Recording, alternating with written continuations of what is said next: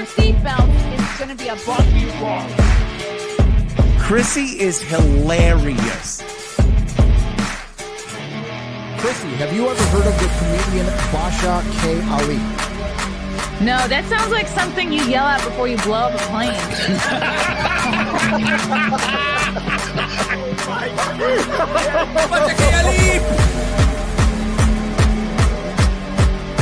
30 seconds remaining. But you know, it's good to say I dabbled in stand-up or something. I haven't been disrespectful to you at all. I was very confused by the title, Everything Everywhere All at Once, because that's also what we call it when Ash takes off his shirt.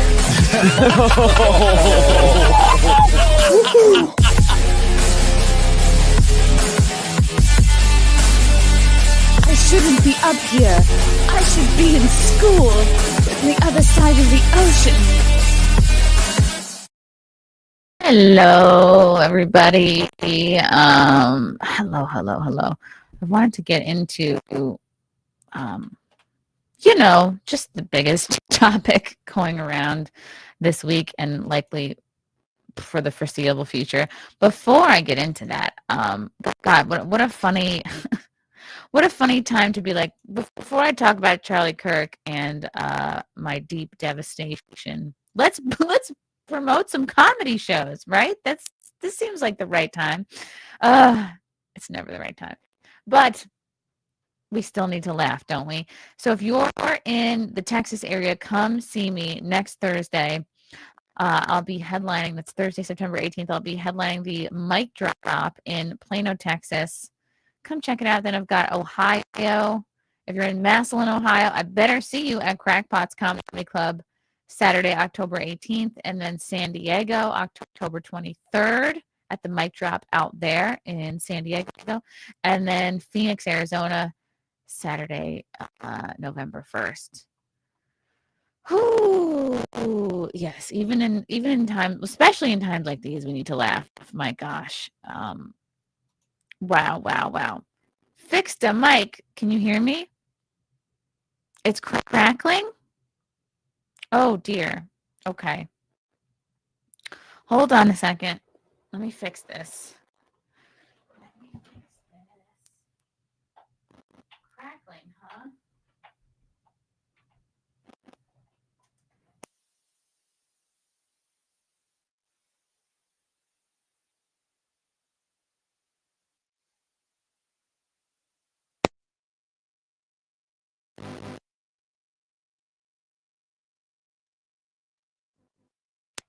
I had the same problem.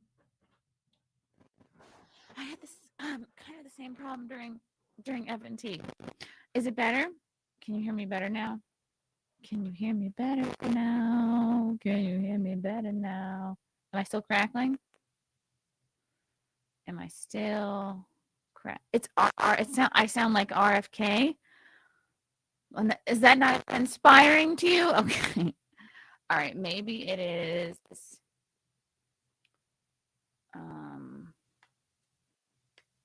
Okay. Still crackling. I hear you. Okay. All right. Enjoy. Let's see. Can I play something while you guys?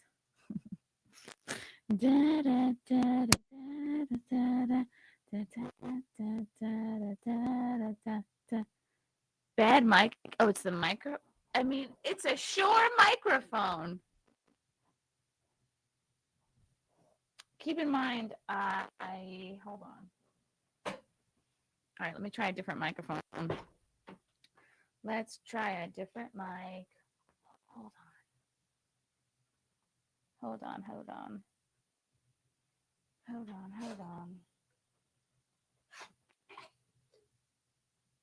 Goodness. Okay. Pull one of the mics in the interview chairs. It's not that easy. I wish it was. I did say Thursday in Plano, Matt, at the mic drop. At the mic drop there in Plano, Texas. Come one, come all. Okay.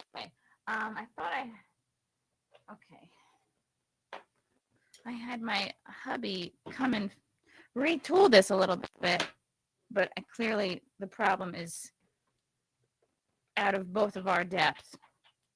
Is it better? Is it better? Well, it's not fine. The people are saying it's not fine. So we're going to have to think of something here. I'm going to think of something. He's trying to, it's a wire issue. Is it a wire issue? I don't even know. I don't have the time to figure that out. Okay. Bear with me. I don't even know where to plug this in. Unplug and plug in the mic. We just did that.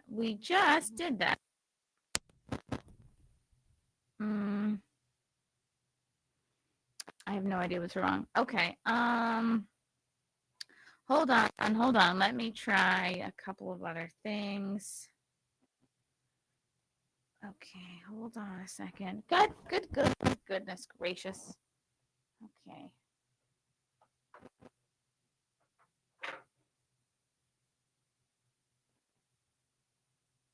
Hold on.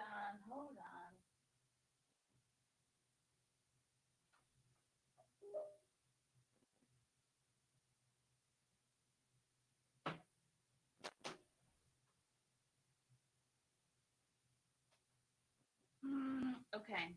Can you hear me? Okay, can you hear me now? Is it better? Is it better? What about now? Can you hear this one? Can you hear this one? Let me know if it sounds better. Let me know if it's better. Okay.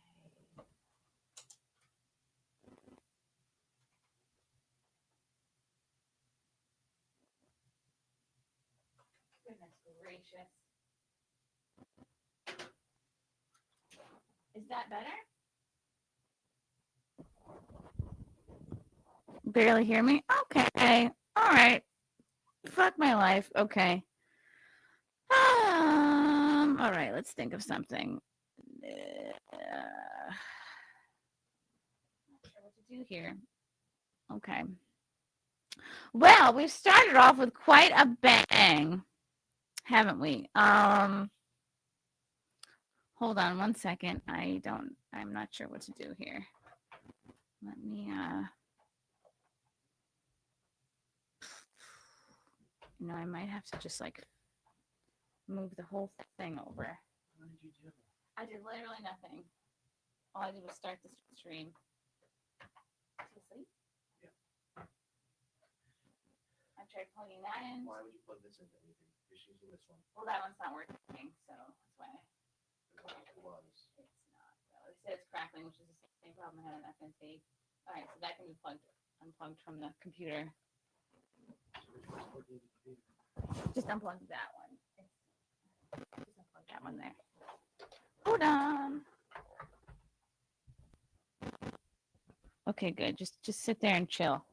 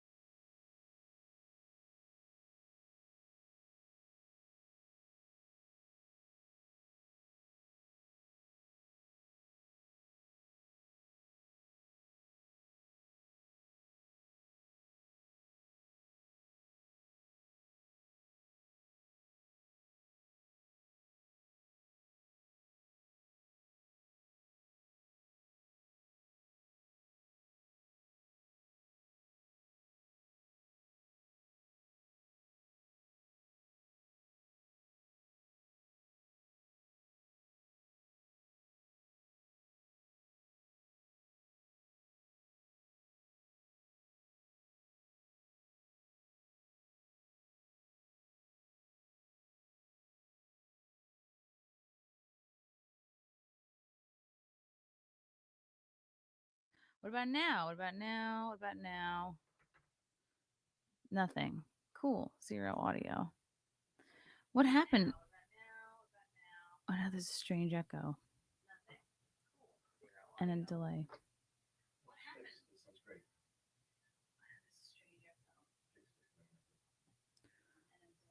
Okay, turn that part down. Okay, people are saying it's better now. All right, I'm not sure what wires go with what. I'll put those on the ground. Okay, thank you, chat. Thank you, chat. I don't know what's going on. I just did it. Well, they're the ones who are telling me that it's better. All right, thank you, Frank. I don't know what's going on. Oops, turn that down. I can hear myself. All right. Oh, where was I?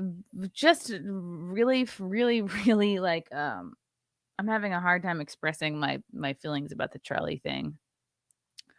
I feel like this week has been a complete blur. I can't believe it's Friday. When did this happen? Monday? No, it happened on the 10th, didn't it? Only 2 days ago. So it happened on Wednesday. I remember because like every 10th of the month is like when the baby's a month older, obviously. So like oh, the bean is 17 months old. And okay, yeah, thank you, Frank. Thank you. Thank you for fixing the audio issue. I meant thank you to the chat for telling me that the audio is fixed. Okay, I did not thank you profusely enough, I suppose. Just really out of it. I'm like deeply sad. I'm like depression level sad about this. So I was napping the baby on Wednesday and I didn't even see the news. Like Frank called me and told me, and he was like, I just was in disbelief. It's like, it's so similar, kind of similar to when I got the news about my dad. It's just like, what? It's the last thing you expect. And he was like, don't watch this video that's going around. There's several different versions, but there's an up close one where you can just see blood pouring out of his neck. I couldn't even believe it. I was like, what? I must have asked like 3 times, like, where did this happen? When? How does he not have better security? How at this point does he not have like a presidential secret service squad following him around at all times? Like outdoors. Haven't we learned our lesson about doing things outdoors? Like that's Butler, PA. That's where Trump got shot in the ear. Like, are we? But then I'm like, oh, right. The best place to do a college talk is outdoors. That's where the most people can hear you. So I just something else is wrong. No. Okay. Don't mind me. Okay, don't mind Frank. Oh, they can't see me. Oops. I'm still here. He had private security, AV Tom. I would go ahead and, well, it doesn't matter now, right? But that should have been really bumped up. I don't know. I'm really it's really, really upsetting. So once I finally wrapped my head around what actually happened, and of course I ended up seeing part of the video anyway, because it's Twitter. How can you stop from seeing that, right? Like even if you look away, you'll scroll a bit slower, and then you're like, oh shit, there it is. And then so I did catch like a bit of it, and like, oh my god, I have just so many feelings about this. And Erica, his wife, just spoke today, and I haven't watched that speech. I was gonna play it and like watch it for you guys. Well, we could watch it together. I don't know if any of you guys saw it. Yeah, Anna was taken up by this because Anna has a new baby. I have a new baby. Charlie has had a 3-year-old and a baby, a son the same age as my son. His son was born May of 2024, and my son was born April 2024. So the same age. And Anna's is like just a few months younger than that. Oh, God, it's like, where do you even begin? Like, how the hell did this happen? You would think somebody at his level would have, like, especially after what happened to Trump. Why are we not checking every rooftop of everywhere we go? Someone of that caliber is going. I don't know. I don't know if they just like, shouldn't his security team have been 200% all over this? Like, shouldn't they be scouting like 2 days before he goes anywhere? Shouldn't they be like so far in advance scouting every building, every friggin' rooftop? Shouldn't, you know what I mean? Like, surely he had enough resources to put into adequate security. It just seems like such a thing to overlook. Ugh. And anyway, So he gets shot, and it was like I heard at 3 o'clock, and I remember I just started praying. I was like, please God, like this this obviously sounds horrible and survivable, but whatever you can do, if it's your will, please like give him the strength to pull through. And when you're like in such a panic state like that, like your prayers aren't even I'm like, is this even coherent? And then when did we all hear the news like officially? And then I remember we were watching I remember like this wasn't just 2 days ago. And then Frank got home from work, and we're watching Megyn Kelly, and like she's in tears. She has Glenn Beck on. He's in tears. Like she's the one who she's like looking at her phone or whatever. And she's like, she got the news that he was dead, and she just didn't want to be the one to announce it because they all like know people. Hey, Magnum Norse, thanks for the 5. Erica's speech has fire and brimstone. It's brilliant. She's not sitting on the fence. Ooh, let's watch it. A.B. Thomas, he was dead on arrival at the hospital. I mean, the way they made it sound is that he was like fighting and hanging on. But then you look at what happened, and I didn't fully look at what happened, but like I get the gist, the way people have described it. It's like it's just hit him in just about one of the most unlucky shots, right? If it had hit him like anywhere in here, that would have been survivable, but people thought it ricocheted off a vertebrae. At first people were saying, well, he was wearing like an armored vest or a bulletproof vest. It's like, no, he was wearing a thin t-shirt. You could tell he wasn't wearing on anything under that. Just horrible. Just like everything about this is so horrible. The fact that it was so public, and his wife was there, his kids were there, like, and like the amount of stress his wife is like saddled with now, and she has to like navigate raising these kids alone. And it's like, I'm sure hopefully they will have some sort of like strong male presence in their life, but nobody can replace your father. And just seeing how young these kids are, like, it really friggin' breaks my heart. And the fact that like his daughter's 3, like, how do you explain that to a 3-year-old? And even if you explain it, like, how do you re-explain it every day? Like, she'll probably ask about it like every day. And then like what about when she stops asking about it? And what about like when they get older and start like navigating the internet by themselves? And then how do you keep them from finding the video? I mean, there's no way they're not going to see that video. Like, how would their own curiosity like not get the best of them, or like you can't stop like a friend or somebody just like in their, how are they not going to see that video? Oh man, it's so insane. And it's like, oh, it's so public. Like, it just I can't even process, like, I can't even process what happened. And then just all the horrible things you're seeing people say online, like the hate. Like, we knew there would be shitty comments, right? I was not prepared for the amount of people celebrating this guy's murder.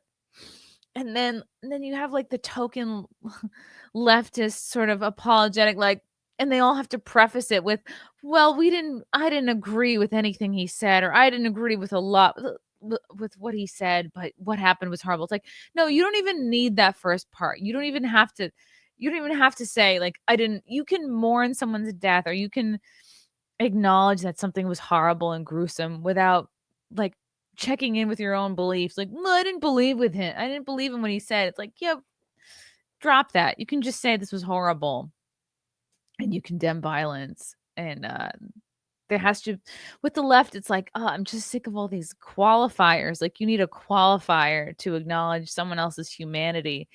And like, I know for a fact, if the roles were reversed, if there was some left wing who can even compare to Charlie Kirk on the left? There isn't. There nobody could compare to him. But if there was a Charlie Kirk of the left and this happened, there is no way the right would be celebrating the way that the left is. Absolutely, I mean, all of us know this, right? There's just no way. And even today and yesterday, people were not rioting. We knew they wouldn't be. The MSNBC contributor got canned. Oh, good. Hi Gabe. Gabe for 5. I had 2 friends that gloated, cheered, and joked about his death to me. We're no longer friends.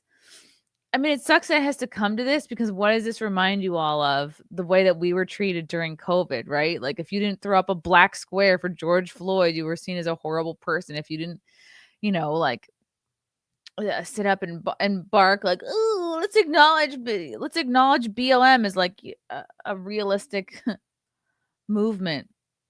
I mean, a lot of us knew it was bullshit before. Most of us knew it was bullshit, but you didn't think it would come to somebody on the right having to like exile people from their lives, like their friendships. But it's come to that, I guess. If you can't acknowledge humanity, if you can't as a human being, I mean, the least you can do is not make fun of someone's death, is not gloat about it. That's the very least you could do. The least you could do would be neutral, to say nothing. But to go out of your way to like, I am posting the fact that I'm enjoying that this person died. Like that's so demonic. Deranged Lunatic, thanks for the 199. They say he was wearing a bulletproof vest. Really? Wow. Okay, if he was, like I couldn't see it. He should have had a friggin' bulletproof turtleneck on. He should have had a head to toe, just full Renaissance armor is what he should have been wearing. No, but then he would have looked ridiculous. Joe F, thanks for the 20 libs reacting about what Palestine and other shootings is like going to somebody's funeral and saying, well, other people died and he had it coming. Oh, well, it's evil. That's really well said, Joe. Yeah, we don't need to make this moment about Palestine. We don't need to make this moment about school shootings. Like, even though, okay, there may have been a school shooting that also happened on Wednesday, but you, again, to like, that's like someone saying in reaction to the school shooting, well, what about Charlie Kirk? I don't know. I'm sure people are doing that, but it's very shitty to like conflate the two and bring the two together when one has nothing to do with the other. One is like war and the other is political terrorism. So, oh my God, I don't know where to begin. So right, this happens, and then I was just in shock really all day Wednesday, and then like I woke up Thursday still like in shock and numb. And next month, I can't believe it, but next month it's already going to be 2 years since my dad was murdered. Like not the same thing, but somebody shot him in the head. So I guess luckily he did not feel it, and it was over for him rather quickly, as I'm told. I hope it was the same for Charlie. Like, I hope he didn't feel any pain, but like, oh my God, how traumatizing. Like, I imagine his wife, Erica, saw everything. And I just wonder, like, his little 1.5-year-old probably didn't see anything, I imagine. I don't know what the little girl saw. It's like, what do you do with that? Oh, what's up, Junior? We are in spiritual warfare and understand that demonic spirits are cheering the death of Kirk because he was a great man. We must stay strong for him. He really was. It's amazing what he accomplished. He accomplished more in 18 years than most people do in their whole lifetime, by far. Wow, you've been a member for 39 months? That's like forever. That's like forever, man. He probably didn't feel anything. He probably was in shock. It's so horrible. It's just like, I don't know where to begin. And now people said people are getting fired from their jobs. It's like, on one hand, like, it reminds me of like, oh, I got fired from my job for not taking the death jab. these are completely different things, you know. It's and the left makes it out like, oh, now the right is canceling the left. First of all, they won't even really acknowledge the way they treated us for basically what 4 straight years during COVID and the lockdowns and then the jab rollouts. They'll never admit to that. But to act like what's going on now is similar, but just in like in reverse, is just not honest. Yeah, it does bring up a lot of stuff about my dad. I mean, like, we still have no idea who killed my dad, which is so unsettling. And at this point, like, low key, I have lost hope because, like, he's not really a person of importance. Like Vegas, where he lived, Henderson, Nevada, a lot of crime. It's probably not anybody's priority. So I just have to like make peace with the fact that I might not ever know, or what I think might not be ever confirmed, but um like this is a God, at least it wasn't like public streaming on hundreds of people's phones.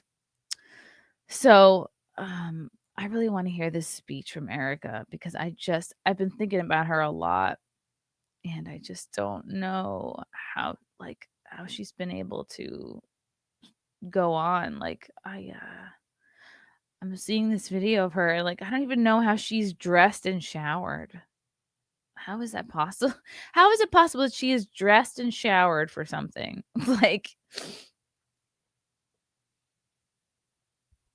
with my dad, it's like, okay, I didn't see it, thank God.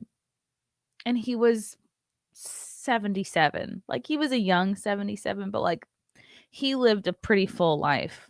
Not like 31, you're just getting started in life. He just had 2 brand new little babies, and I'm sure he would have made a bunch more with Erica here. So this is just like really heartbreaking. Oh, and she goes on for 16 minutes. How could you keep it? Well, she probably doesn't keep it together. So this is Erica Kirk, Charlie's wife, addressing the nation. Wow. Imagine like you watch your husband get blown away on national television and then or I mean it's not on national. I mean it is now.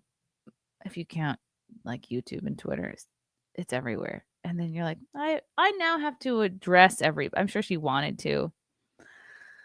But oh, how hard this must have been. All right, I'm gonna play. I don't know how many of you guys have watched this already, but I'm gonna play it. Good evening. My name is Erica Kirk. Charlie Kirk is my husband.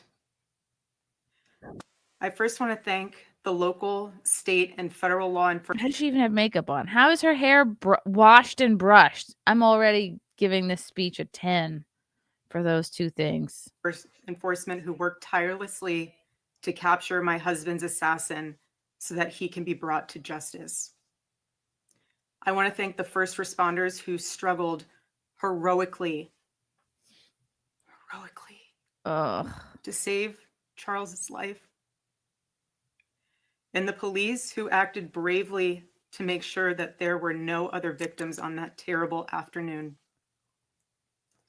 I want to thank the officers who have protected our Turning Point USA family these past 2 days. And I want to thank the Turning Point USA board, the COO, Justin Strife, and my husband's chief of staff, the amazing Mikey McCoy, for all their work in these terrible days to be the stability for our family and for the wider Turning Point USA family as well. My heart is with every one of my husband's employees who lost a friend and a mentor. I want to thank the staffers of his amazing Charlie Kirk show, who helped him broadcast from this studio, Oh my God, she's still holding his necklace. Oh my God. Every day he loved it. He loved what he did.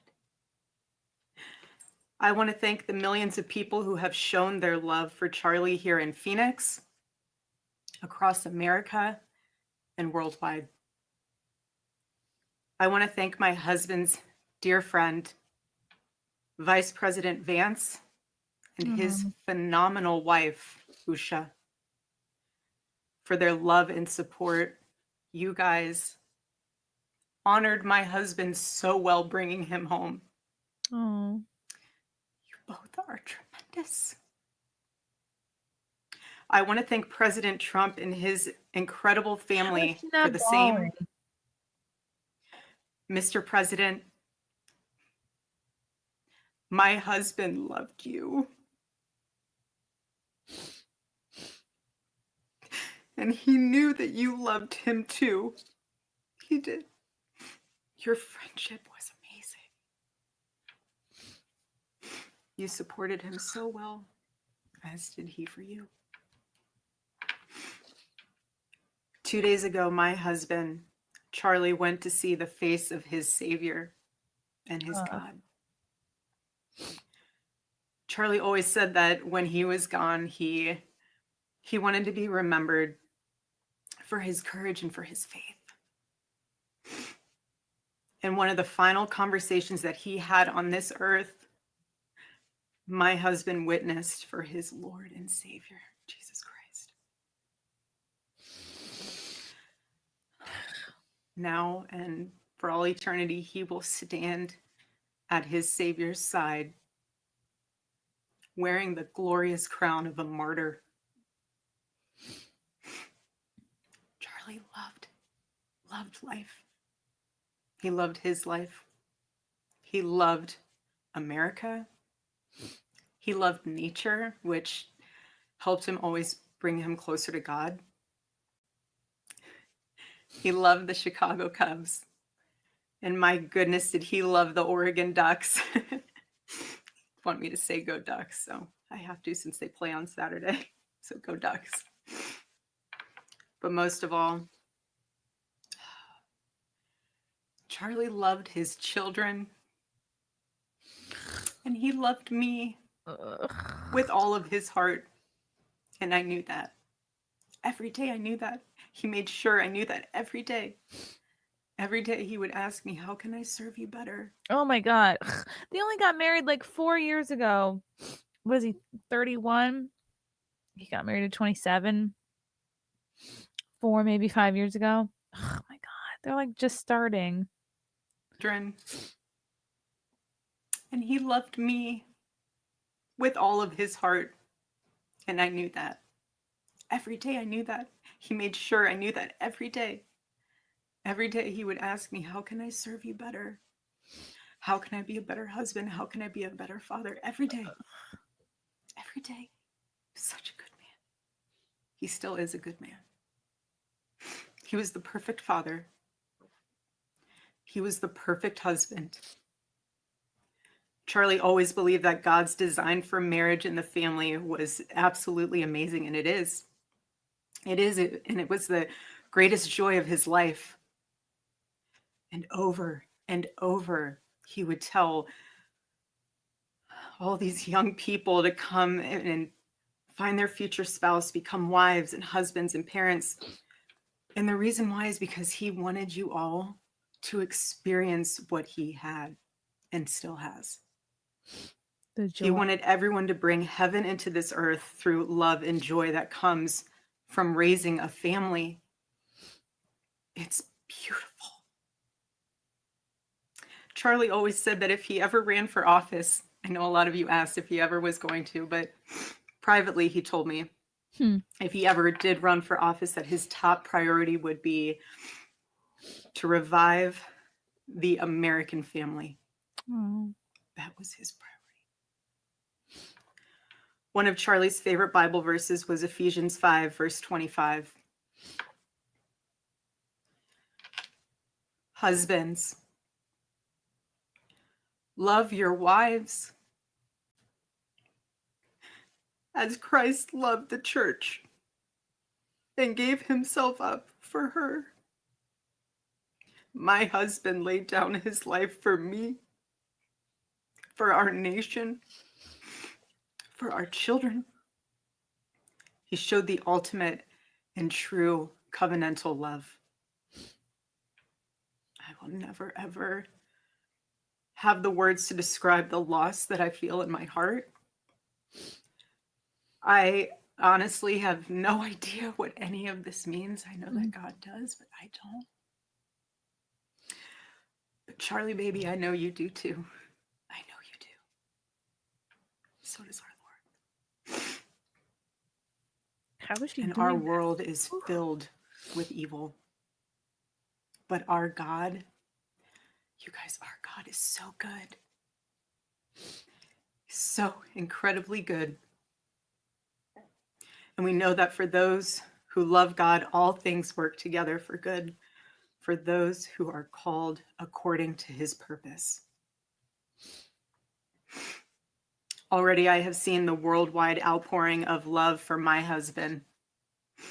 I've heard the testimonies from people my husband inspired to get married, to start families, to seek out a relationship with God. It's the most important one of all.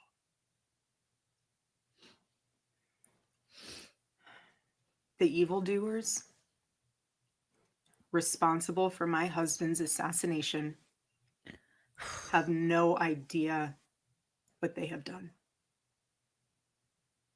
They killed Charlie because he preached a message of patriotism, faith, and of God's merciful love. But they should all know this. If you thought that my husband's mission was powerful before, you have no idea. You have no idea what you just have unleashed across this entire country. Wow. And this world. You have no idea. You have no idea the fire that you have ignited within this wife. The cries of this widow will echo around the world like a battle cry.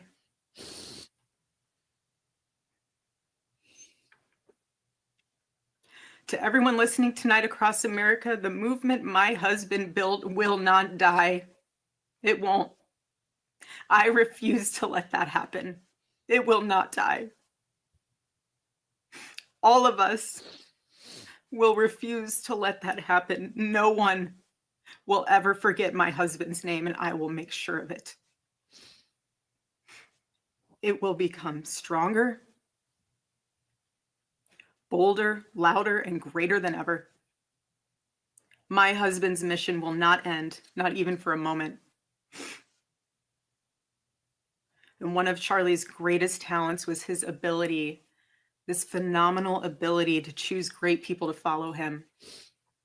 He could always find the ones who could handle any setback. And it's almost like he knew, he could see it in you. Even when you couldn't see it in yourself, he just knew. He knew you could handle it. You thought you only had 5% left, and he knew you had 15. He knew you were ready to go that extra mile even when you didn't. He always challenged people around him to work harder and to be better. He never gave up. And I love knowing that one of his mottos was never surrender. So I want to tell you that we'll never surrender. We never will. Ever. Ever. Our campus tour this fall will continue. There will be even more tours in the years to come. America Fest here in Phoenix this December will go on. Oh, that's like, It will be greater than ever. wow. The radio and podcast show that he was so proud of will go on. And in a world filled with chaos, doubt, and uncertainty, my husband's voice will remain. And it will ring out louder and more clearly than ever. And his wisdom will endure. My favorite too, but my husband's favorite word in the English language was earn. He would call all of you to be people of action who earn the future America deserves. So to all of the young people who felt inspired by my husband's faith and hard work, all of you already know what Charlie would want you to do. You know. You know. If you're in high school or if you're in college, go find your local Turning Point USA chapter. Join it. Stay involved. He wants you to make a difference. And you can. You can.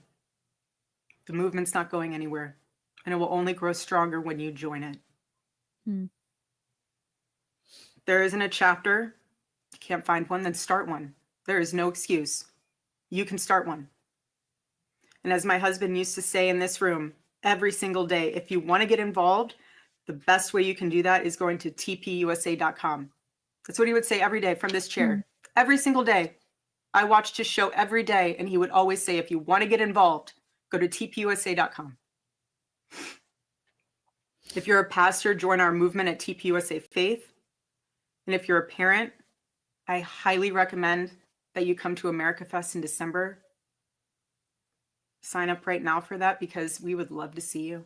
I would love to see you. Charlie would. He'll be there. I feel like He'll be there in spirit. Bring your kids, bring your family. But most important of all, if you aren't a member of a church, I beg you to join one. A Bible-believing church. Our battle is not simply a political one. Above all, it is spiritual. It is spiritual. The spiritual warfare is palpable. Charlie loved his Savior with all of his heart, and he wanted every one of you to know him too. He wanted everyone to know that if they confess the Lord Jesus Christ who rose from the dead, then they will be saved. Hear me when I say this, nobody is ever too young to know the gospel. Nobody. Nobody is ever too young to get involved with saving this beautiful country, this country my husband loved and still loves. And nobody is ever too old either. There's no age limit. I know my husband is still here. He's watching over us. I don't remember the last time I slept. Huh. I couldn't sleep last night. And Charlie, baby. Charlie, I promise I will never let your legacy die, baby. I won't. I promise I'll make Turning Point USA the biggest thing that this nation has ever seen. I promise. Charlie, I love you. I love you, baby. Rest in the arms of our Lord as he blankets you with the words I know your heart always strived to hear. Well done, my good and faithful servant. When I got home last night. How is she doing this? Oh my god. She's so strong. Gigi, our daughter, just ran into my arms. Here we go. And I talked to her and she said, Mommy, I missed you. I said, I miss you too, baby. She goes, where's Daddy? Oh no. What do you tell a 3-year-old? She's 3. I said, baby, Daddy loves you so much. Don't you worry. He's on a work trip with Jesus, so he can afford your blueberry budget. And my goodness, am I so humbled to witness Charlie, you alongside Jesus right now, doing what you always want to do, baby. Making heaven crowded, right? That's what it's all about. Oh my god. Making heaven crowded. I can't wait to see you again one day. Thank you all again who love my husband, who supported him, who wrote him an email every single day during his radio show. He read all of them. All of them.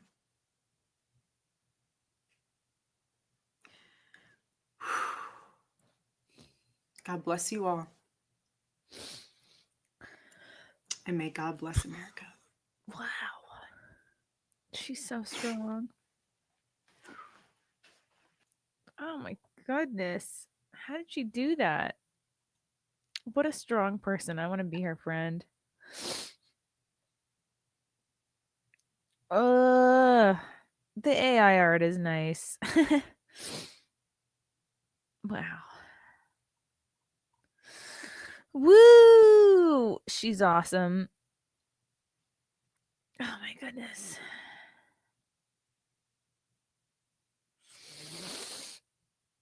She was Miss Arizona? Well, that explains it. She is very beautiful. Yeah, I mean, maybe she's in. Wow, the presence she has, the strength, like the worst thing that could happen to a person just happened to her 2 days ago, and she's like, again, showered, hair brushed, talking, like that's more than I was doing after my dad. Wow. Although I didn't have to give a speech. Oh my gosh. Yeah, I've been crying a lot too.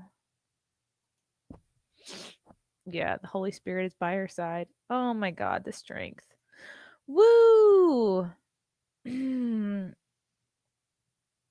Yeah. Did you guys hear about like their love story, how they met? It was so beautiful. Let me find it because I feel like it's good for the single people to hear.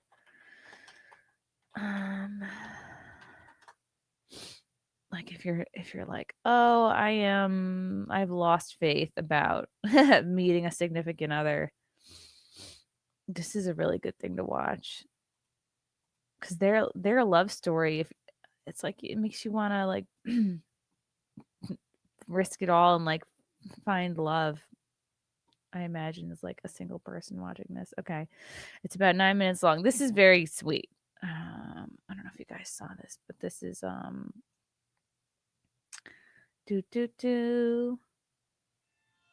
I met Erica sweet. for the first time at this office, Turning Point USA office. Oh yeah. So we met at the office opening, the Turning Point headquarters office opening, the first one, August 2018. And I had no idea what to expect because I was coming into the office from the standpoint of they were potentially going to hire me. And I knew of Erica. I saw Erica. And we had a very brief meeting at the office. And then He's so like mature. I mean, I've known who Charlie is for a while, but like he's like every time I hear him talk the last couple of days, I'm like, he was just wise beyond his years. Like I still can't believe he was only 31. He really had it together so young in life and like always knew what he wanted. I had my first conversation with Erica. He'll tell it differently, so I'll tell you from my side. I was in the Hamptons. I get a random DM on my phone. I have zero service when I'm out there. And all of a sudden this DM flashes up and it's like, Charlie Kirk DM'd you. Because it's so Charlie. August 31st, 2018. Hey, shoot me a text at, and gave me his number. I didn't respond for a few days. Made him sweat it out. I Instagram messaged her and said I urgently needed to meet with her. And she said, why? And it was partially a job interview and also partially something else. So when I eventually messaged him back via text, I was like, hey, nice to officially meet you again. What did you want to talk about? Because it was so just random. And he was like, hey, I'm coming into town, into New York City. Let's meet at Bill's Burgers. Mind you, I've lived in Manhattan now for about 5 years. I've never eaten at Bill's Burgers before. So that I guess was a sign like, let's take a So she must have moved tonight for to the city after like graduating college.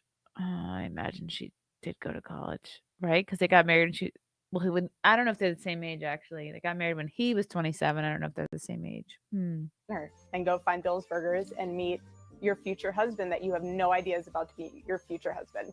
And so then we had a great time, and it was about 15 minutes in, I quickly pivoted away from wanting to hire her to wanting to date her. And now we know how that worked quite well. He got there first. only because he was coming back from Fox and he kind of beat me there. And I got out of my taxi and we get our table, we sit down, and he orders. The thing that I love though is he was so sweet to the waitress. So that was something that I immediately noticed, that he was like really kind to them. And we ordered our food, and then that's when the grilling started happening. Like that's when the interview process started happening. So I'm like, okay, this is a legit interview. Like let's go. I'm glad I had my coffee. Like I'm ready to debate you about Aristotle and Socrates, and you want to talk about theology? Let's do it. Well, I've never met anyone quite like her. I remember I called Tyler and I said he's going to have to find talent somewhere else. And whatever opening he thought she would fill, that was not going to work. Aww. And Tyler was trying to coach me down because he said that she was way out of my league. He's still right, by the way. Aww. So after we got through literally half of the Constitution, going through why I'm living in New York and how I shouldn't be living in New York, and what my 5-year plan is, what success looks like to me, what I studied in college, why, it's like every topic you could imagine that is close to Charlie Kirk's heart is what we discussed and went through. When it was like 3.5 hours, and they were starting to close up, and he was finished with his burger, just sat there, and I'm like looking around like, okay, did I get the job? Like, what's going on? What job? I don't need the job, but did I get it? What's going on? And he goes, I'm not going to hire you. It's like, okay, well, thank goodness I didn't need the job because I'm already doing stuff here in Manhattan. He goes, I'm going to date you. And I kind of just stood, I sat, I froze. I mean, wouldn't you? I literally froze. I was just like, okay, was not expecting this at all. And I was like, do you want to how about we just be friends first? Like, see where it goes. And I told her I had enough friends and that I didn't want to be friends with her. So that was kind of a non-starter, but if she wanted to date, that would be great. I had enough friends, and I think she still finds that to be very funny, but I meant it. And without hesitation, and like zero hesitation, he goes, I have enough friends in my life. So either we're going to date or we're not. Do I have any time to think about it? Yeah, you have until tomorrow night when I take you out for dinner. And then you can give me your answer at dinner tomorrow night. But know that the offer's on the table, and I want to date you. Just like took charge. This is what, like, if there's single men watching this and you're just like, I don't know what to do. Do what Charlie did. Like, completely take charge of the situation. That really wins chicks over. Like, she just was balled over. Like, what? It's taken so aback, like, by his confidence, and this is what you need to do. Be like, yeah, I'm taking you out tomorrow. Be ready this time. That's very attractive to women. Okay. So then afterwards, it was like, thank you for this meeting. I need to go walk home now so I can process what happened. And I literally remember walking home from like 54th and 5th all the way to 30th and Madison to just kind of process what just happened. And I remember calling my mom. I was like, hey. She's like, hey, how are you? What's going on? How did it go? And I was like, well, I didn't get the job. She's like, oh, that's okay. I was like, but I got a boyfriend. And she's like, oh, that's nice. That's nice. The first date ended, if I remember correctly, just telling her I needed to see her again very soon, I believe Saturday. And then I guess our second date was a basketball date. And then that was a very fun night, long night. And then I said, hey, do you want to go to Hawaii tomorrow? And I was going anyway. And she said, sure. And so I bought her ticket and she accompanied all of us to Hawaii. And Josh was there and Sarah was there and we had a great time. God knew I literally needed someone to smack me up beside the head, being like, I'm not playing games. I'm not going to play with your heart. I'm a loyal person. I'm a good person. I'm a God-fearing person. I want to date you. I have zero tricks up my sleeve. And he just knew that I needed someone like that. And he literally was like, here's Charlie. And it was just, I think it took me by such surprise in my mind, but in my heart, I was like, no, this is, let's do this. What was it like dating Erica? Very fun. I mean, she's incredibly loyal, a great sport about traveling and about always having my back. You know, for those people that know me, I sit around most times and don't do much and adverse to traveling, very shy. trying to find my purpose in life. So she was obviously very helpful at fixing all those things. I truly feel as if every piece of my life prepared me to date him and eventually obviously marry him, but to date him. And I say that because ever since I was little, and even after college and adult years, I traveled all the time. And I was used to living out of a suitcase. I was used to a very unconventional schedule. I was used to the entrepreneur mindset and just in the mode of building and building and building. And so I got him. I understood that. I understood his sporadic schedule because mine was just as sporadic. And I understood the sleepless nights, and I understood like having to make the time for someone. It doesn't just come to you. You have to schedule it. You have to work at it. You have to invest into it. And so dating each other, I loved it. I mean, we got to know each other. I tell you what, you learn something about someone a lot more quickly by traveling with them than you do just seeing them on a weekend for just a getaway. When you travel with someone and you have to go through TSA and you have to go through all the different airports and you have to deal with. You smell what it smells like when their shoes come off. You see like how much they travel, like how high maintenance they are. How good they are at planning. Are they running like late last minute to everything, or did they like leave the 2 hours in advance? That's true.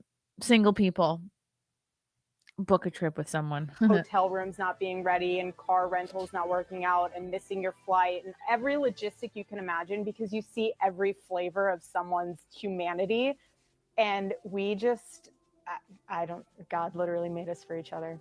She was always such a great sport with all the chaos that is my life, and Turning Point USA, and my biggest fan and my biggest cheerleader, and always being just so full of grace and wanted to see me succeed. So in November, I was scheduling my photo shoot for Proclaim Streetwear because we were relaunching, and Charlie she runs this, I guess, or ran this clothing line that like every time you buy a hoodie they give one to the homeless, and this I guess was when she was in New York City at the time. He's so smart, but he's even smarter that day because he worked a deal with the photographer that apparently that was the day. I had no idea. All I knew is that in the morning I get a message saying, hey, while you're doing your shoot for Proclaim, I would love to do like Christmas photos. Never take photos together, let alone Christmas photos. I was like, okay. And finally I was like, oh, let's do pictures together. She's like, you never want to do pictures together. I said, well, today I do. And I'm positioned in a way where like my hand is on his chest, it's kind of like prom picture, but not aggressive like a prom picture. So we're saying, I'm like, babe, your heart is racing. And so I think that cued the photographer to be like, okay, let's speed this up. I stood over there. He was standing there. No idea that when I turned around that he was already on one knee. I turned back around. I see him there. I froze. Cute. I just lost it. He was crying. I was crying. It was by far the most beautiful, emotion-filled moment that I had ever experienced. It looks like Christmas photo.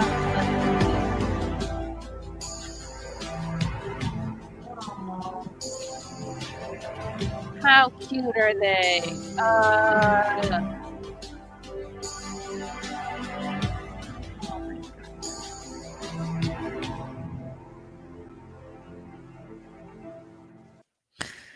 Well, that just makes me want to cry more. Julian Anderson, I'm so grateful to have witnessed your love story with Charles. Oh, what's this? What's this? I love you always, forever, near and far, closer together. Oh, cute winter wear. I will do for you. I love you. Oh, that's just her friend. Got it. Oh, that looks like Washington, D.C. Oh, their wedding. Oh, this is what a cute dress. I wonder if this was like her second dress. That's adorable. Oh, how cute. Okay. God literally made us for each other. That's so sweet. But so sad. Oh my God, this tweet is so sad. Now she will miss him longer than she knew him. Oh. goodness. That's so sad. They were just getting started. I'm going to just be crying this whole time. Emmett Riley, thanks for the 2. Sorry about your dad. You were the best, Chrissy. Oh, sorry to make it about me. Thanks, Emmett. K-Max, thanks for the 20. Remember when Biden said Antifa was just an idea? Ha! Right? Wasn't that funny? For just an idea, they sure do contribute a lot of destruction, murder, and misery to a lot of people. Why can't they be treated the way Gavin's Proud Boys were, right? Oh, I don't know, because of the way things are. Because the left is just hopelessly unaware of the or just willfully unaware of the devastation they wreak. Torgo the White, member for 40 months. Oh my goodness. St. Augustine said, the good man, if he is truly good, will be hated by the wicked because he reproves their sins and condemns their lives. Whew, that couldn't be more true about Charlie. Isn't that funny? It's like you always trigger, I feel like, in people the opposite of what's good about you. James Shart for 5. She is strong because of her children. She knows their reaction will reflect hers. Ugh. Yeah. She has to hold it together. But like how do you hold it together but at the same time like not shove all your feelings down? I'm sure she probably just cries like after they go to bed. After they go to bed at night. Oh my god, it's so heartbreaking, those babies. Ugh, and he seemed like the best dad.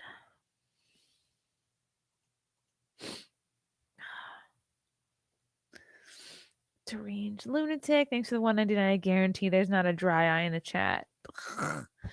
Some idea this was, Chrissy. Oh, I'll do a live stream. This is why I haven't really talked about it. Rhinoceros, thank you for the $19.99. We're gonna change it, guys. Failure is excused from our vocabulary. He grew up a town over from me. We won. Wow. Where so I guess he was from Arizona. I'm gathering that from the fact that they brought the coffin back there. Oh my goodness. This is so sad. Like, how does she... Yeah, I guess we just have to, pray for Erica.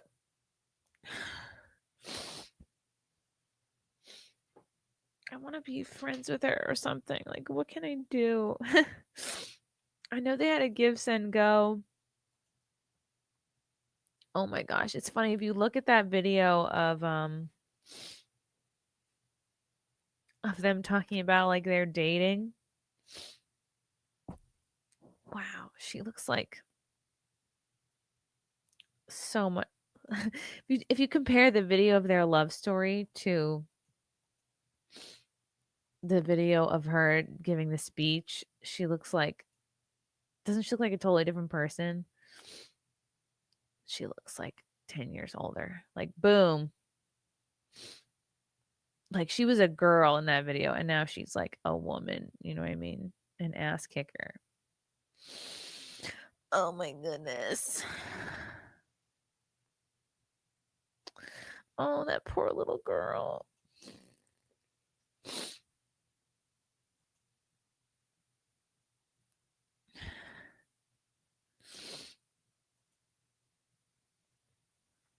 I went to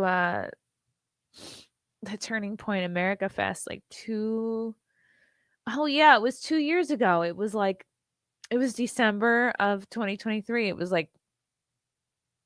not even 2 months after my dad was killed. And I was surprised to even get invited. I don't know if it was Charlie himself who invited me or his people, but I remember I was so surprised and shocked and also honored and flattered to get this invitation to be a TPUSA. I don't know if they considered me an influencer or just somebody they were inviting to the event, and they're like, "Oh, please come to the event. Like, we'll give you a travel stipend and a free room." And I was like, "Wow, this is cool. They're really like hooking us up." And then but I really appreciated that. And cuz you guys know I have sort of like a kind of canceled-ish comedy background, so to be kind of like brought in and accepted by like him / his organization, like it felt really nice, especially like 2 months after your dad gets murdered. You're like, oh cool, things are looking up career wise. Like that's a nice little invite. And it was cool. And I went with Ryan Kinnell was also invited, so we ended up getting a media booth together. So I rented this, like, I guess, I don't know, not cubicle, but on Media Row. Like, I was like, oh, we'll do interviews and podcasts and stuff. So we like bought that, and it was so worth it. Like, I met so many cool people, and like so many other friends came out. It was like a really great experience, and I was like 5 or 6 months pregnant too at that time. So like, yeah, it was a pretty whirlwind. Like, got married, got pregnant a month later. Like, so I realized I was pregnant September 1st, 2023, and then October 20th, my dad gets murdered. So it's like not even 2 months later after I find out I'm pregnant, like dad is murdered. And then less than 2 months later, I'm going to this Turning Point event for the first time. And yeah, and I was like pretty pregnant. And God, I was like I was just DMing with him like not even that long ago.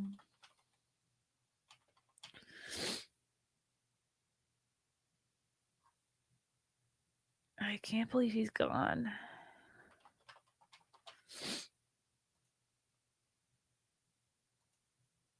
Like, this guy he had almost 6 million followers.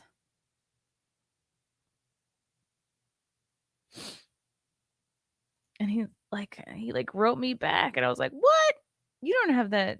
You didn't have time to write me back," but he did. I know it's like seems like a small interaction, like, "Oh," but I wrote to him like July 26th, like, watching you on Fox and Friends right now. You're doing great. And then like he actually wrote me back. He has got 6 million followers. Like you don't have time to write little old me back, but he did. He said, "Thank you. It was a blast. Long shows." I don't know. It was just like such a smart, awesome guy, like so focused. I don't know. And like, I don't know if he himself or his team like picked out or sent out the invites, but like, I don't know, it was a great feeling kind of like a little bit recognized. Hi, Bob, Fan and Patrice. Thanks for the $4.99. Hi, Chrissy. Had a great time at Content Hotel. See you next week in Plano. Pray for Erica. Ugh, definitely. Let's all pray for Erica tonight. I know I didn't even really get a chance to like recap the Content House, really. But this is clearly like much bigger, more important news. But it was so nice to meet you, Bob. And you're coming to Plano? That's so cool. Are you from down there? Eric Heffelfinger, thanks for the 20. I'm not a religious person, but between the 2 Trump attempts and this, it may be time to go to church. Oh yeah. It's even if this hadn't happened, it's time to go to church. But yeah, something like this happening is like, if you're feeling that tug, then yeah, it's definitely time to go. I mean, I'm going to church anyway this Sunday because I have my I call them adult CCD classes, but it's just I have to look up what this means. What this means, because I always forget what it stands for. It's OCIA, Christian Initiation of Adults. It's like the process for conversion of adults to Catholic Church. Oh, the process of conversion of adolescents and adults to Catholic Church. Okay. Oika. OCIA. It's not Oika, OCIA, but I just say Oika because it's easier to say. It's me. I'm becoming a Catholic. Ugh. Can't believe he's gone. But yes, go to church. I know it feels like, and it still kind of feels like a little intimidating, like the idea of, I don't know why, but even still, the idea of like picking up a Bible feels like so intimidating because you're just like, oh, I don't know where to start. I don't know if I'll understand it. Somebody break it down for me. Like I'm a retard. Like I still get that feeling. So I think that's what, and also this sense of like, oh, I'm separate from this. Like it feels so deep and so old, the religion, and you're just like, where do I even start? It's daunting, right? But just like, I think you start at the surface level, and then the longer it goes on, the deeper you get. You're like, it's like building a relationship with like a person, right? Deranged lunatic. Thanks to the 199. There was a huge brawl at a vigil for Charlie Kirk. Really? Where? Which vigil was it? Oh boy. K-Max, thanks for the 10. Chrissy, when you went to that TPUSA event in Arizona, did you meet Charlie and talk to him in person? I know people you have had met him, like Lauren Southern and Lauren Chen. Did I meet him in person? I think I just saw him running around. I don't know if I've ever talked to him in person. Cause like it's like he's the face of it. He was always so busy. Rhinoceros, thanks for the 20. The day after it happened, the most knowledgeable and gritted guy in the shop threw down his gloves. He's from Vietnam, and literally looked me in the eye and said they couldn't have beat him, so they had to kill him. Yeah, that's cool. It's really cool. Like that, people that are not from here, like loved him and appreciated him. Like you forget that he was like beloved all over the world. And like people looked up to him. Like he'll affect more people's lives than he could ever know. Well, now he probably knows, but wow. It's so true though. He was very tall, 6'5", a tall glass of water. So Erica must be tall too.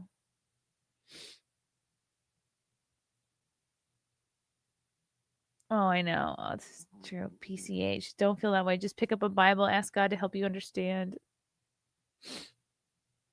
and start reading. It doesn't matter how much or how little you read. Yeah, just like, I guess you could do like a couple of pages a day or something. He was so good. She played college basketball? Say what? What's up, Mary Jane? You've read 3 Bibles start to finish, one from 1871, written in Old English, translated from, wow, that's old as fuck. Translated from 1750, another from 1963, written in normal English, and a third written from New Translation in 2015. Wow. That's pretty cool. Oh, I think you sent me a DM and I wasn't looking. Whoops. Oh, if you're just joining us, welcome to the Cry Stream. Welcome to the Cry Stream. He was so smart. I can't get over how smart he was. Like just a crazy encyclopedic knowledge of history, of religion. And he like, I don't even like to call what he did debating. Because I feel like debate is such a, I don't know. Most people who kind of debate online like go about it in kind of like a shitty blood sporty kind of way, which I don't find entertaining. or fun. I don't know. I guess it's like a man thing. Sometimes I'll get people on Twitter like, "Oh, debate me," and I'm like, I can't think of anything I'd I'd rather do less. So I feel like he spoke to the kids like a professor would, like a wise like a father would. To me it just seemed like he's giving out like fatherly advice. Not like he's sitting there like, "Oh, I'm going to prove you wrong." The Socratic method, yes. Yes, Ryan. Like it's all, it's why all of us went to college. Those of us that did go to college, like before they became like indoctrination camps. Although I'm pretty sure I went to college during the indoctrination time, but it was not as bad as it is now. It was like just starting to be that way. Just talking about ideas. Helen Hunt's forehead. I met you at the Content Hotel. They need to change the law to treat false accusations of being a Nazi. They're all false. There's no like real Nazis. The false accusations of being a Nazi, the same as false accusations of being a pedo, a PDF, i.e. illegal on the grounds it could lead to real harm. It's undeniable now. Rest in peace. Yeah. I mean, if that's the case, I feel like there'd be a lot of people getting arrested. Wouldn't that be cool though? I don't know. I feel like we got to start in baby steps. What's up, Zato? Thanks for the 5. The fact that this happened on a college campus is cause for alarm. Yeah, it is cause for alarm. There was no metal detectors. It was outside. Like you should. And even if there were metal detectors, like this guy was up on a roof far away. So it would have been away from any kind of metal detector. I just like, oh, it just seems like such a. His security must be so. How do you forgive yourself for letting something like you don't actually? You can't possibly forgive yourself for something like this happening. And then like Erica, who should be the angriest at everybody for everything, like just she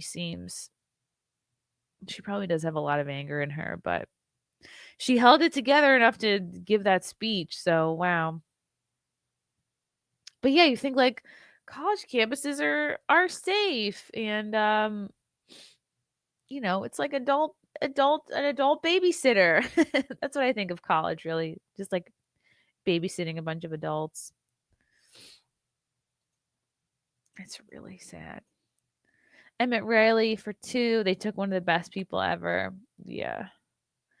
I just thought like, I don't know, I just thought he would be around. I just can't get over how young he was. Conrad Veit for 199. Thanks for doing this stream, Chrissy. Really? Okay. Because the whole time I'm like, is this really? Do people really just want to watch me cry? Is that fun? Is that fun for anybody?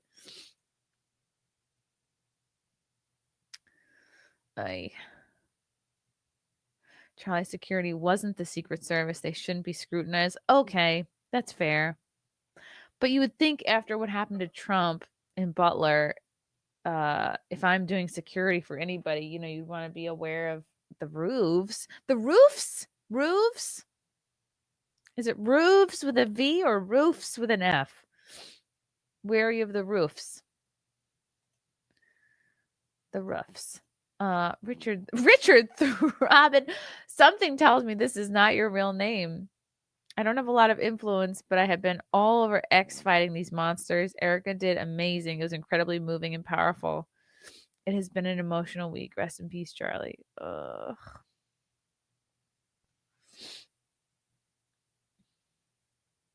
Oh my God. It really does feel like they just killed one of our friends.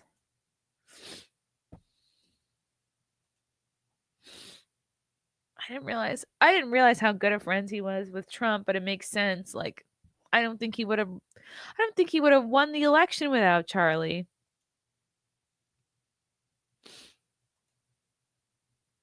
Oh my God, Erica. Kirk. She's probably not tweeting. Ay.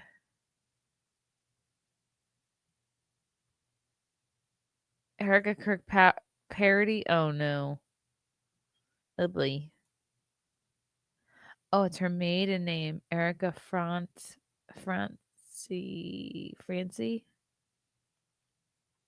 She protected her tweets?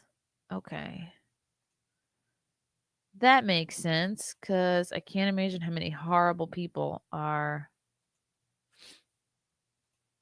Oh my God. Is she even on Twitter? Do we know this? Oh, Mrs. Erica Kirk. Okay, I am already following her. She only tweeted once on September 10th, and I think it was before this all went down. Oh my God, she just tweets Bible verses. Wow. Okay, so she is from Arizona. Let's watch this speech. I'm like an Erica Kirk fan now. Charlie was very good friends with Eric and Dawn.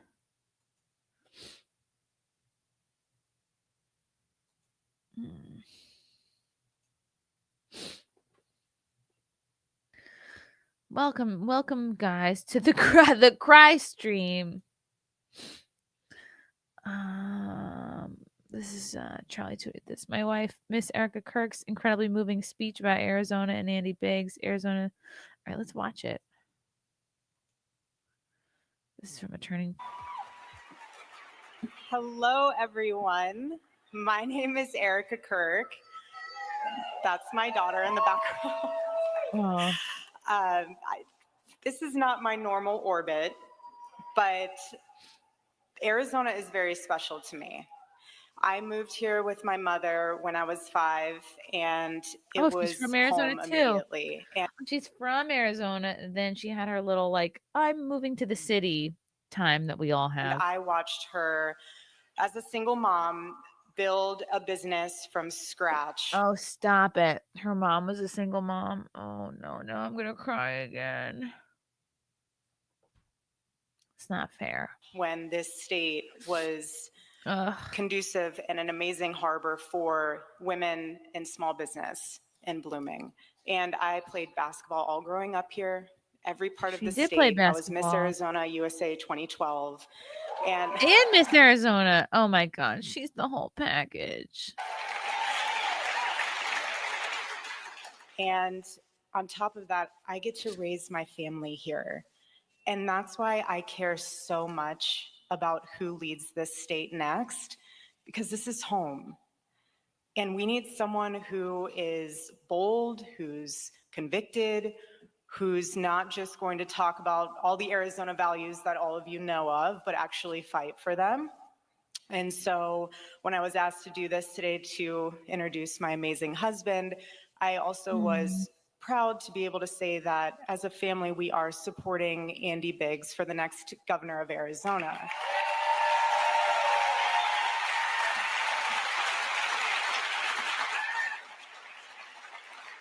And I say that because us moms, especially in Arizona, we deserve that. We deserve a governor who is going to protect our children, our family rights, but also protect our kids from being pawns in a crazy culture and political game that we're facing right now. But all that to say, today I am so honored to introduce to you guys someone who lives that boldness, who lives that conviction day in and day out, not just in the state of Arizona, but throughout the country, throughout the world, if you will. And he is, my husband, Charlie Kirk, is a force. He is a force. He is a force.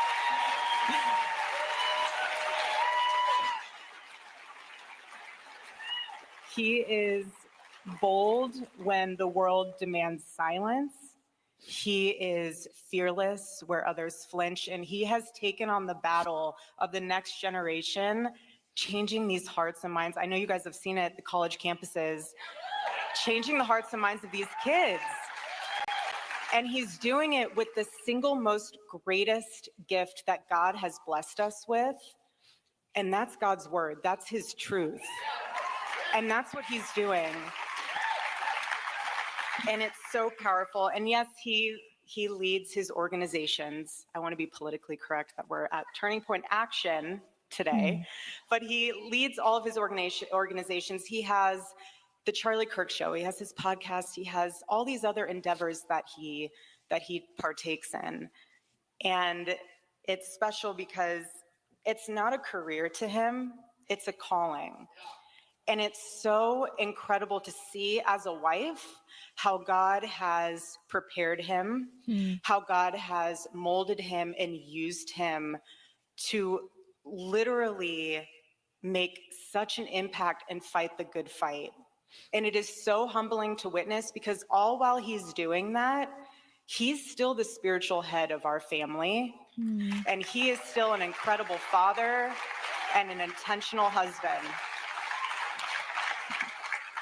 And so behind the podium, he's a fighter, but behind closed doors, he is daddy. He is the love of my life. And I find it so incredible that my children, our children, get to watch him be the man that God has called him to be so fearlessly and so boldly, and get to see that conviction come to life. I think that there is no greater thing as a wife to be able to watch that.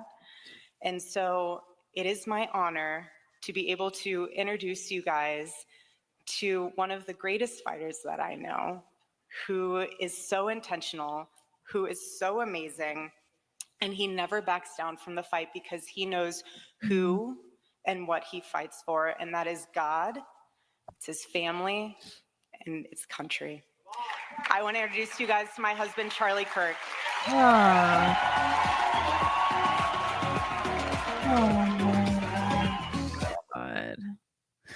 Oh, I'm crying. Oh my God.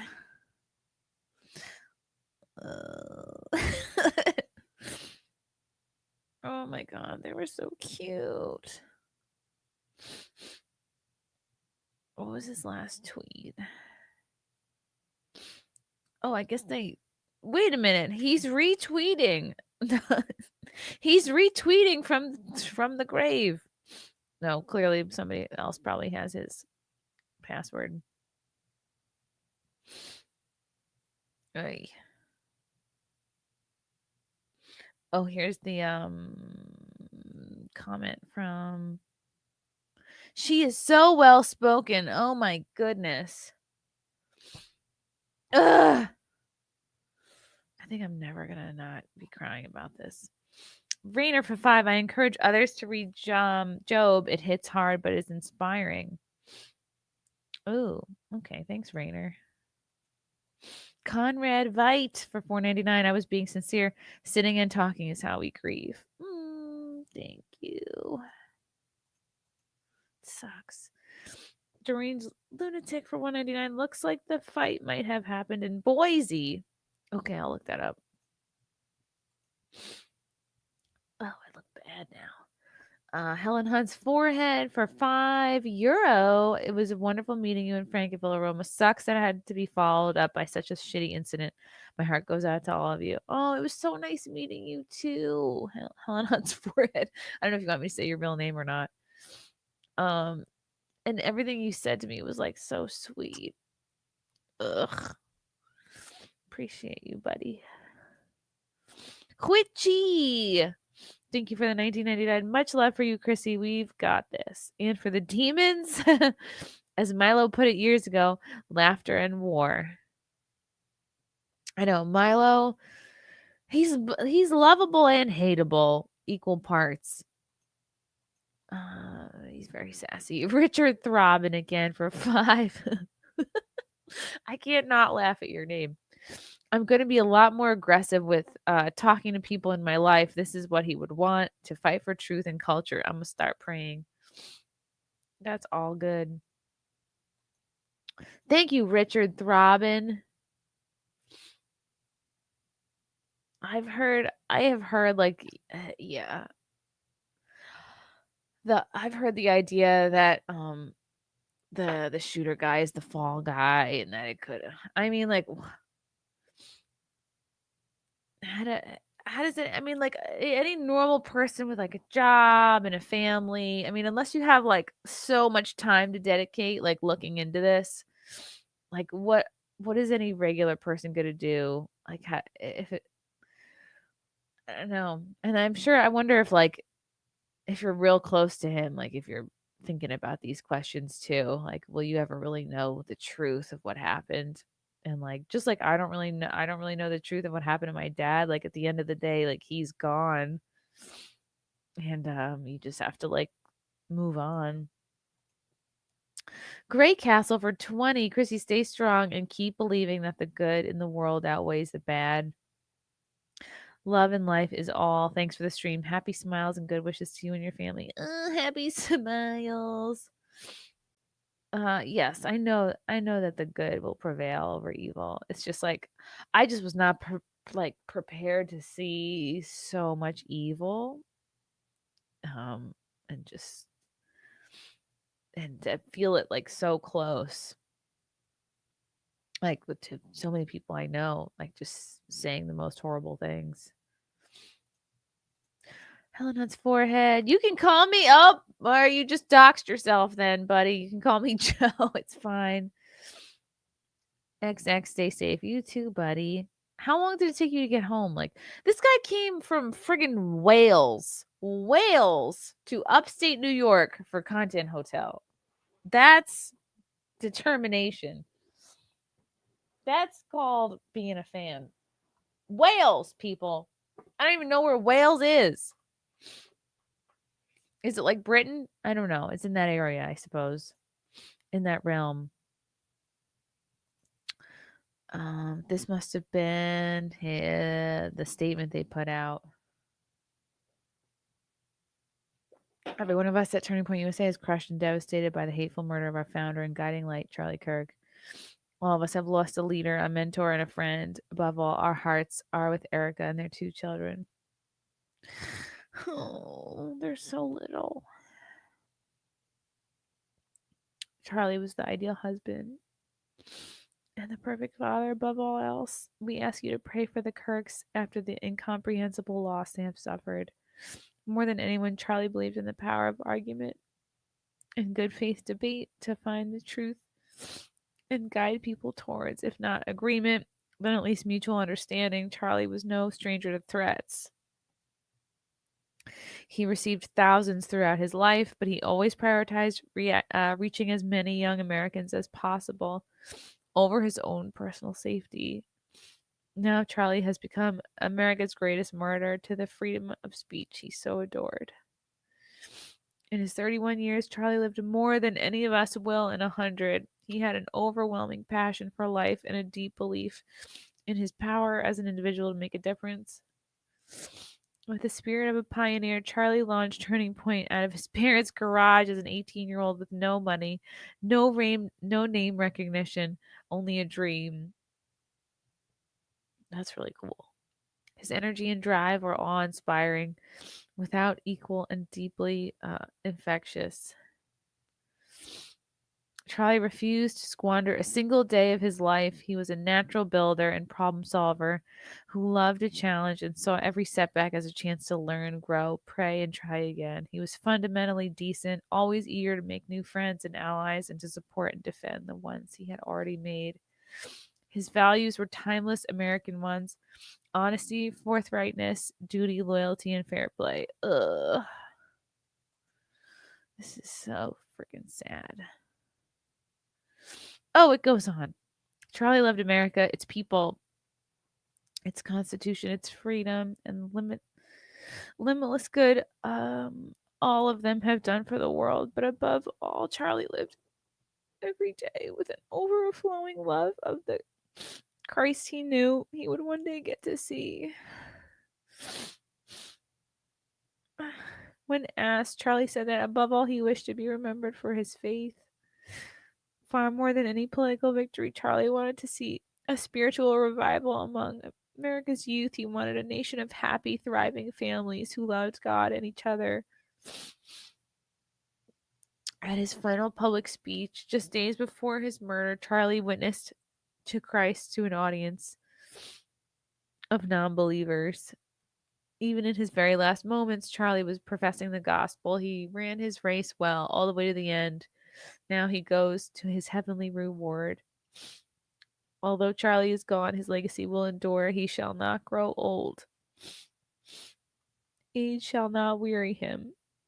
For all time, he will remain the brave young man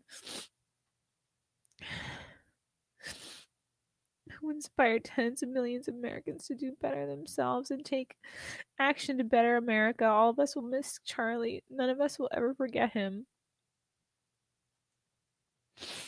Ugh. There's like so many aspects of this which make it like so horrible. It's like, ugh, he was young. He had a beautiful wife. He had a young family. He was killed for speech.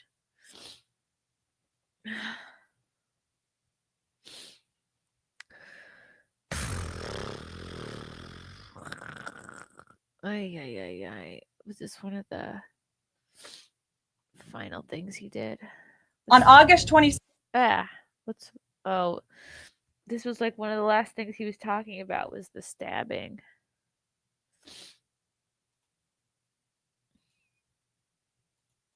A war of words has erupted between Charlie Kirk and CNN's esteemed intellectual Van Jones over the Charlotte stabbing. Let's get into it. The narrative that they have pushed forward in the last 10 years is that there is a relentless assault against black people on behalf of white people. And the data does not show that. In fact, it's the exact opposite. White individuals are actually more likely to be attacked, especially even per capita, by black individuals in this country. People like Charlie Kirk, Van, they've been looking for opportunities to make this some sort of like reciprocal George Floyd situation. And that's the part that I think he's almost giving away the game. And it's sad to see a lot of people going along with it. We don't know why that man did what he did. And for Charlie Kirk to say, we know he did it because she's white, when there's no evidence of that. Guys literally said, got you, white girl. Mongering, hate mongering. It's wrong. All right, time out. I swear, it's amazing how uninformed these people that do these shows are. But let's clue Van into the obvious here before we continue.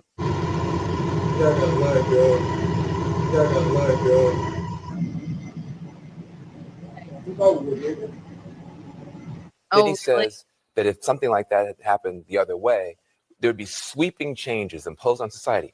Where is the George Floyd Policing Act? It didn't pass. Are you kidding me? Even when you bitching that they didn't get it, that George Floyd didn't get enough, like every single friggin' person in his family's a millionaire. They didn't do enough. I'm sorry for your crackhead martyr George Floyd who OD'd on fentanyl, who like backed his way into being the left's hero. had a white police officer murder a black man on live television, the whole world saw. According to the courts, yes, a murder. But according to our 2 eyes and functioning brain, a fentanyl overdose by a low-life criminal. But go on. It's about the fact that we don't know how to deal with people who are hurting in the way this man was hurting. Hurt people. Yes, he was just a hurt person. So you see, we should have some empathy for him, okay? We don't know what he was going through. That could have been you or I having a bad day and deciding to stab a woman in the neck over it. Yeah, we're all stabbing people over a bad day. All right, let's see. What else did Charlie say? Charlie Kirk, your response. Race hustler, Marxist, Van Jones. When a white person is murdered, we don't burn down the country. But when George Floyd overdosed on drugs, it's Floydapalooza. Van Jones, he puts race in almost every situation where it doesn't exist. For example, with the death of George Floyd, Van Jones repeatedly said that it was a racist attack. You know who didn't say that? Keith Ellison, who is the Attorney General of Minnesota at the time, said that race did not play any role in the actions that happened with George Floyd's death. All of a sudden, when we make the left live up to their own standard of rules, there is complete silence by the entire American media. And then Van Jones goes on television and calls me a race hustler for even calling out the facts and the specifics around. It's all projection. Like he knows he's a race hustler. But he's going to call Charlie Kirk a race hustler. Okay. Found this case. Van Jones, he wants to keep on trying to find racial motives so they don't exist, and he ignores them when they're in broad daylight in front of him on recorded video and a horrendous attack such as this. The media doesn't care about this, and we should start asking why. Mm-hmm. And then some asshole shot him in the neck. Official Black Lives Matter account justifying the murder. So wow, Black Lives Matter still a thing. They should be embarrassed. Wow, this is their Instagram account. We have a right to violence. We have a right to violence. Okay. Okay, black lady. All oppressed people have a right to violence. All oppressed people have a right to violence. This is Black Lives Matter saying this in 2025. And I'm going to tell you something. It's like the right to pee. You got to have the right place. You got to have the right time. You got to have the appropriate situation. And I'm absolutely convinced that this is it. We have a right to violence. Okay, she's mental. Wow. All white people have a virus in their brain. This is legitimately one of the most racist things I've ever heard. Did he really say that? Oh my goodness. Even the most liberal, well-intentioned white person has a virus in his or her brain that can be activated at an instant. And so what you're seeing now is a curtain falling away. And those of us who have been burdened by this every minute, every second of our entire lives are fragile right now. Girl, you're fragile for other reasons. Wow. Oh my God, I can't believe he's gone.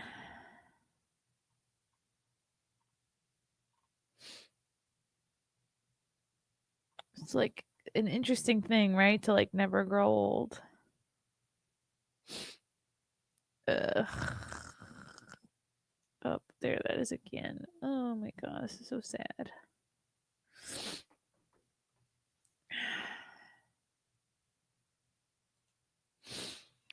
Welcome to the cry stream. David F. Thank you for the 2. No rifle in that bag when he jumped off the roof. What do you think that means? That he left it on the roof? Who do you think would benefit the most from him being taken out then? If we are talking about this. Kiki, thank you for the $4.99.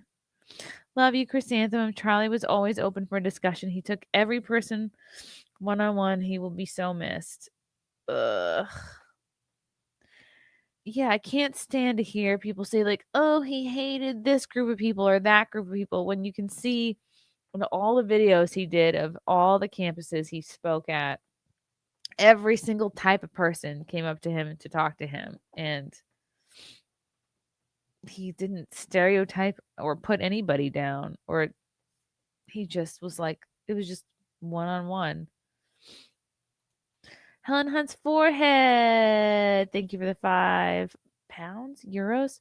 Bus plus flight plus train, about 15 hours. The nits, KNTS, the nits at customs confiscated the wine. Oh no. Oh no. Wait, did you pack it in your carry-on or your checked bag? They confiscated the wine. Assholes. That was special Torna Bene wine. Official wine sponsor of Content Hotel. Oh, shucks. Hope you like the chocolate. We'll bring more next time. It's so good. I just had a Cadbury egg like the other day. Although I don't like the inside of the Cadbury egg, so I scooped out the inside and like ate around it. So good. Puts our chocolate to shame. Oh my God, WG, thank you for the hundo. That deserves a special sound effect.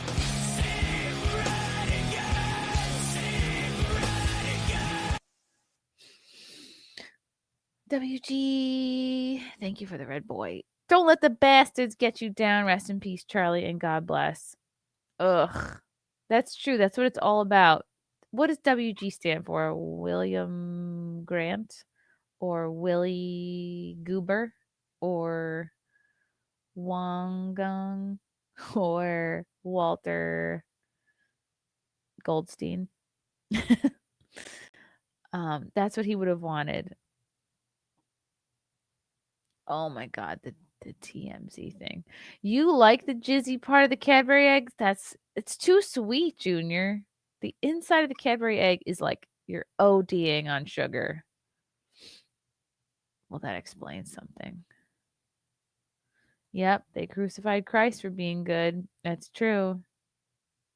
He did a hell of a lot more for his country than Van Jones. Yep. Yep. Oh my god.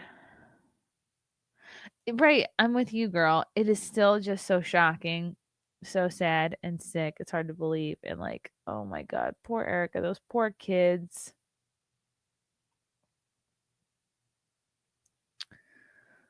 Oh my god, how do you tell a 3-year-old? I mean, like, yeah, he said like he's on a work trip with Jesus. But then like she's gonna like ask about it every day.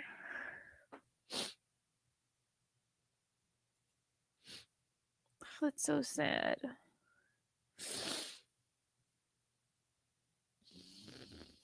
It's like heartbreaking on its own, but it's like it's like doubly heartbreaking for those kids.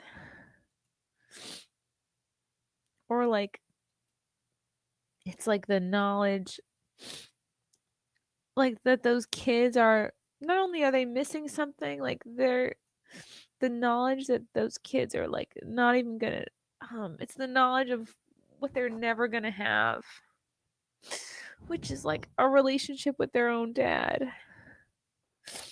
I mean, you could say like in their faith they'll like your dad's watching out for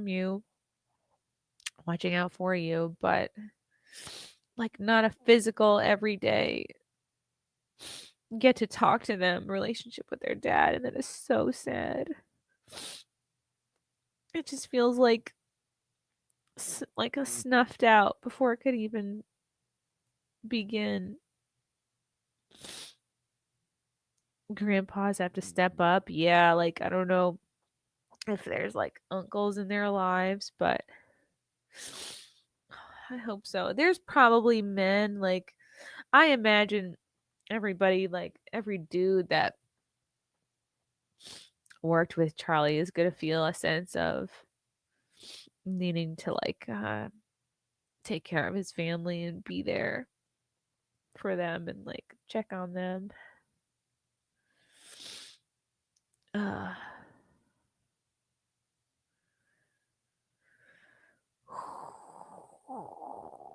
Yeah. Snuffed out is a feeling too.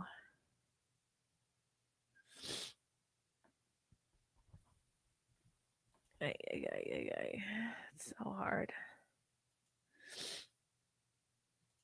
Oh my god, you guys are so generous. Thank you, Rhinoceros.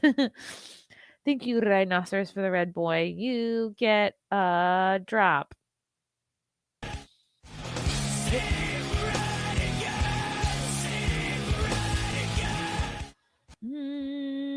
Rhinoceros, thank you for the $99.99. Leftist media, aka all of the mainstream media, should be brought to answer for their crimes. Imagine Chrissy asking TMZ honest questions. Ugh, TMZ. Oh my god, the damage control that they are doing. It's kind of entertaining. The TMZ laughing thing. So okay, let's find the okay, this is the TMZ claims the cheers from their newsroom were because of a car chase they were monitoring and that they were not cheering the announcement from Trump that Kirk had died. Let's look at the timestamps. Oh, this person did. Oh, Keith Melanak. Oh yeah, we know Keith. Wow, he did a full follow-up. Let's look at the timestamps in Central Time. So at 3:40 p.m. Central Time, Trump posted the death announcement. At that same time, at 1:40 p.m. PT, a suspect evaded police in a wild maneuver. Worst case for TMZ, they cheered Kirk's death. Best case for TMZ, they cheered for a suspect escaping police to continue on a dangerous ride around unsuspecting civilians. Either way, it's a bad look for TMZ. What a horrible, weak excuse, but I guess that's what they had to do. The two kings of the chat right now are WG and Rhinoceros. All right, let's play this clip from TMZ. Sky, possibly in the next 20 minutes. The news conference is scheduled for 3 o'clock in Utah time, which is 2 o'clock Pacific, 5 o'clock Eastern. Janet, go to whoa. Have somebody look at the Fox. Trump just posted that Charlie Kirk is dead. All right, so is this ready to pull the trigger when you get Trump? Sky. Oh yeah, that's pretty obvious. Possibly in the next 20 minutes. The news conference is scheduled for 3 o'clock in Utah time, which is 2 o'clock Pacific, 5 o'clock Eastern. Janet, it's disgusting. Go to have somebody. I mean, that is probably, it's like one definite high-pitched woo and claps. That might be two people or 3 people, but still, it's embarrassing for them. Look at the Fox. Trump just posted that Charlie Kirk is dead. All right, so is this ready to pull the trigger when you get Trump? Sky. Disgusting, despicable. They deserve to go over. TMZ is trash.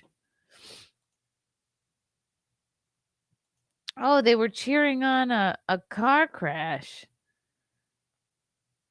Okay, so he posted this at 3:40. Yep.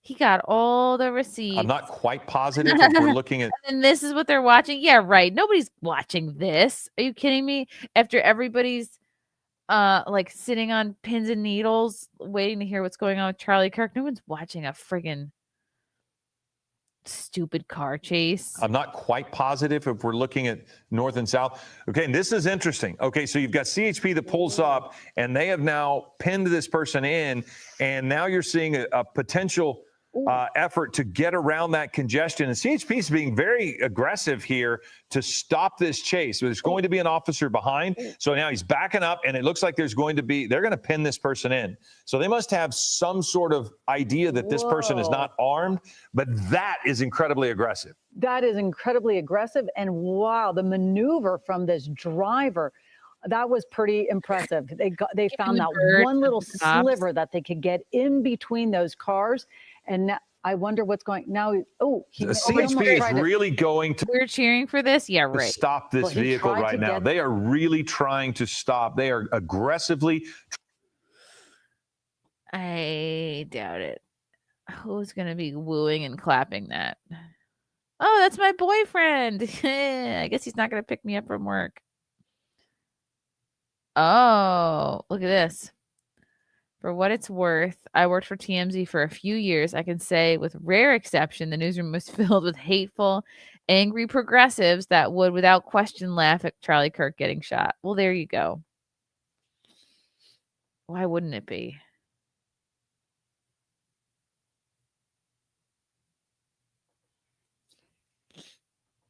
Wow.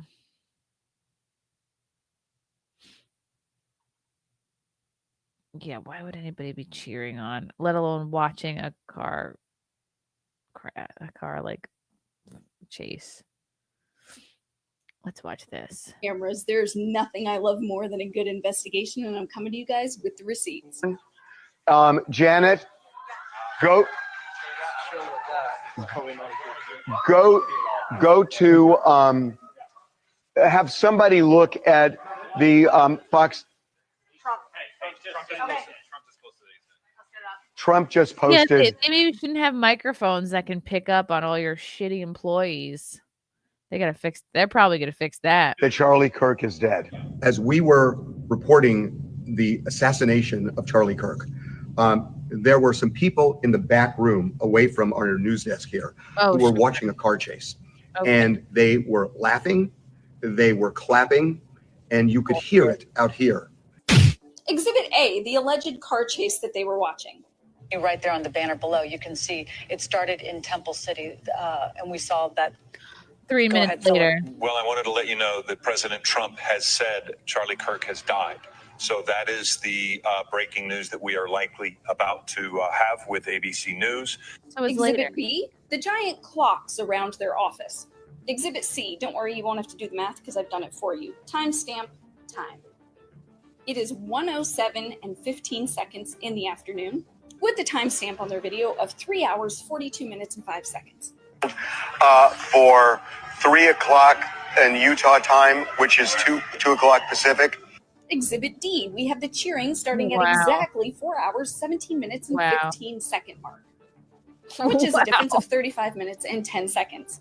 So if you take the timestamp plus the clock saying it was 1:07 and 15 seconds, add 35 minutes and 15 seconds, what time would you have? 1:43. So they technically were watching a car chase video. What do you think they were cheering for? People in the back room away from our news desk here who were watching a car chase. And they were laughing, they were clapping, and you could hear it out here. And we want to make a couple of things clear. One is that I know these people, and they were not laughing, they were not reacting that way about Charlie Kirk's assassination. They were not. They would not work here if they did. Yeah, okay. They used this guy's tweet. No, because who else would work for TMZ but progressive trash? So Chrissie Mayr's boobs follows TMZ, of course. What a disappointment. Discord has come out to tell us the feds are lying about Charlie Kirk's death. What? What? This is interesting.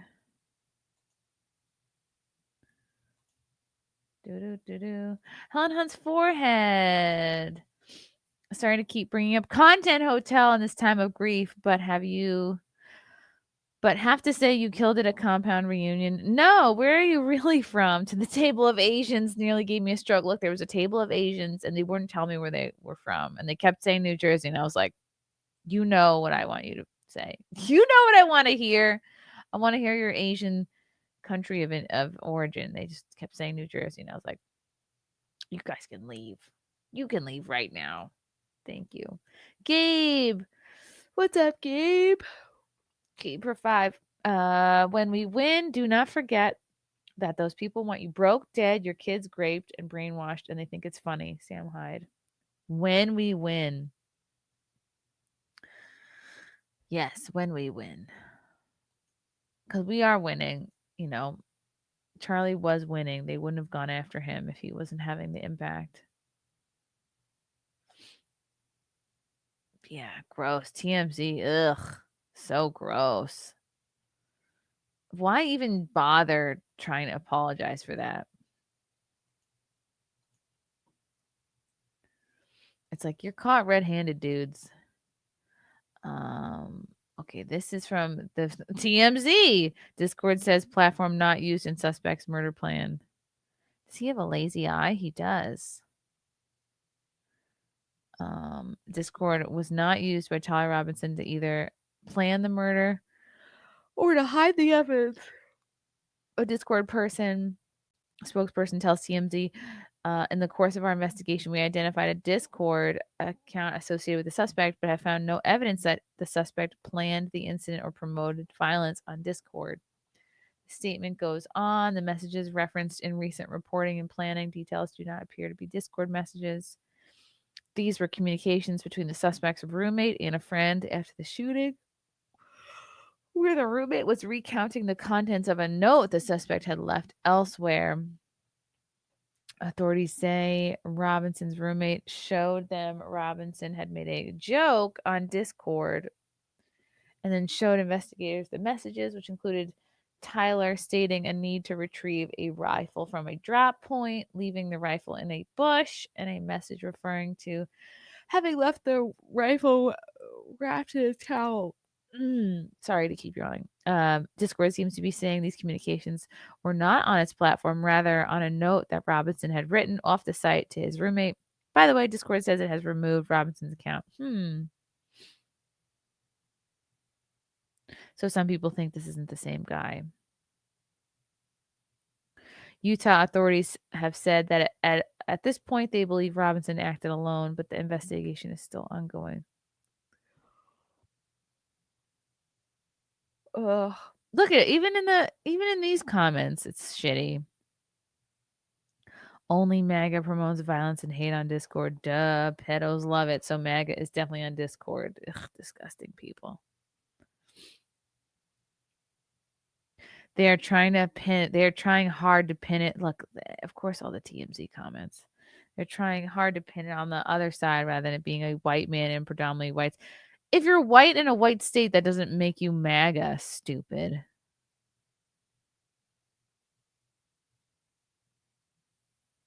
Wow, and just disgusting comments on here.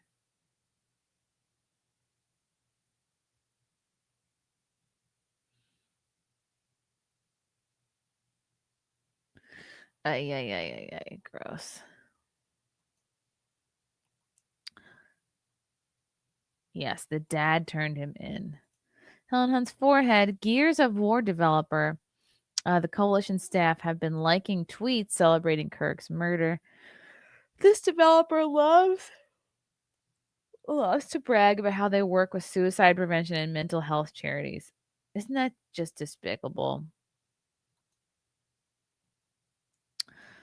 So now this website has come about called Charlie's Murderers, which is like really quite something. So you can, and I've seen this all over. God, my like Facebook feed even. I don't even go on Facebook because so much of what I post on there is like taken down for hate speech. Like I will stream my podcast episodes to Facebook and then they end up just like getting removed anyway. So, wow. Oh, yeah. Wow. Oh, you know what? See this post here. This post here like really explains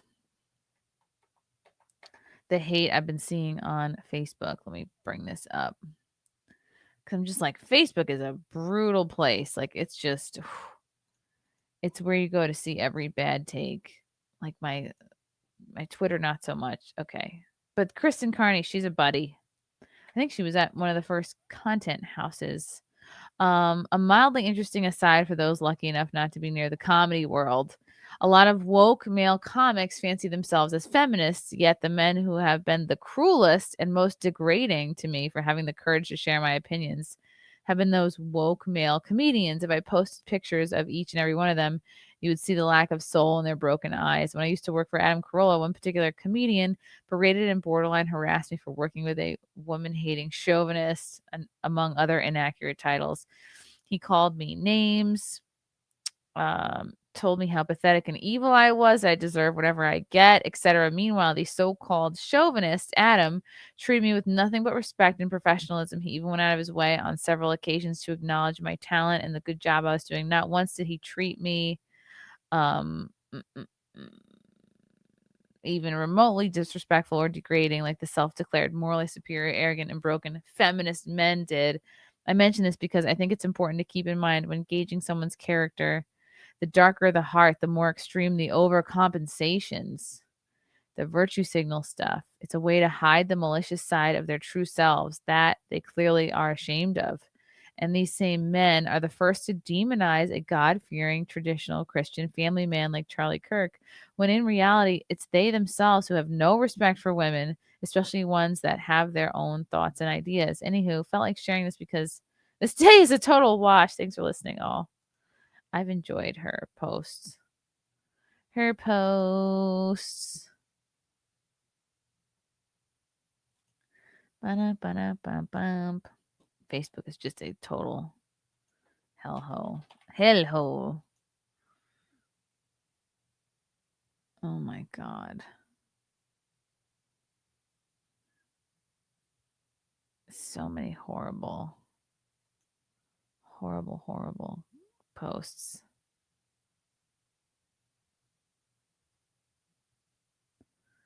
I'll just bring this one up. I used to like work with this person all the time. I had them on my show at Stonewall all the time, and just like, just writing the absolute worst things. Miss me with the finger wagging at those delighting in the death of a hate monger.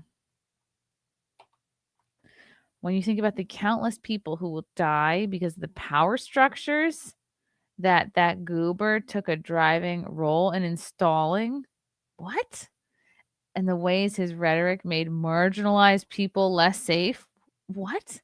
To his literal last word, baby, he traded in dangerous instigations and met a wholly predictable end, barely commensurate to his wickedness.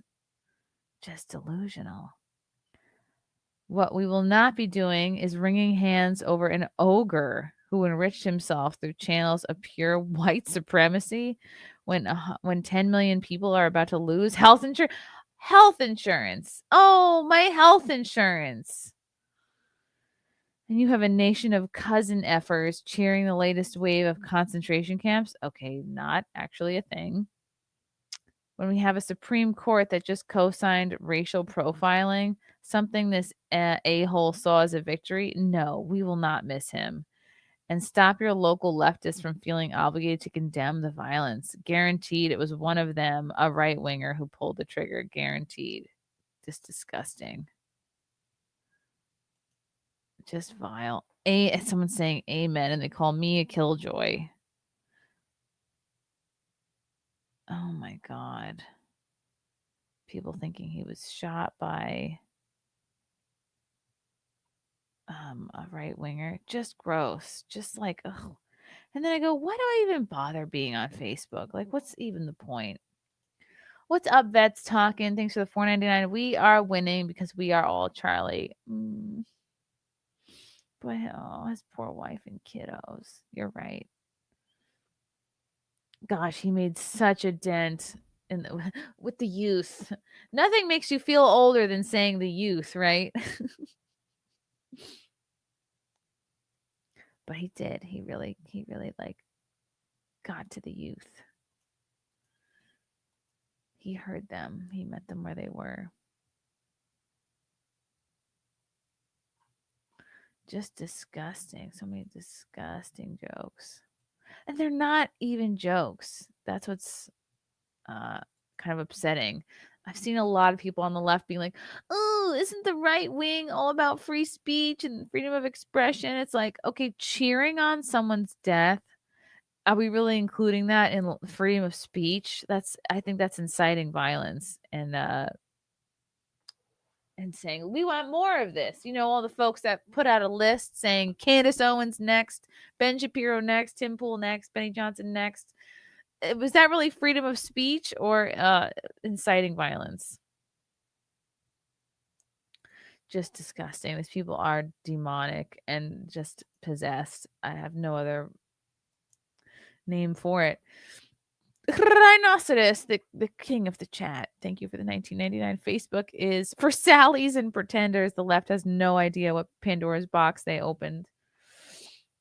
No, they don't know. I think, what would Charlie be proud of if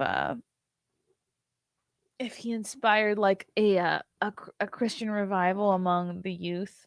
Like if all college age students started going to church.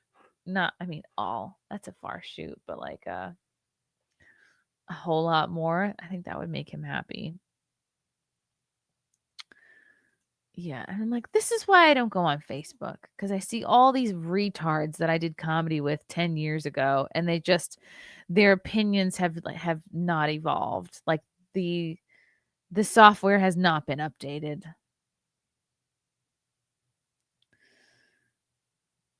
Wow. Okay, so let's play this. Oh, Joe Curry giving some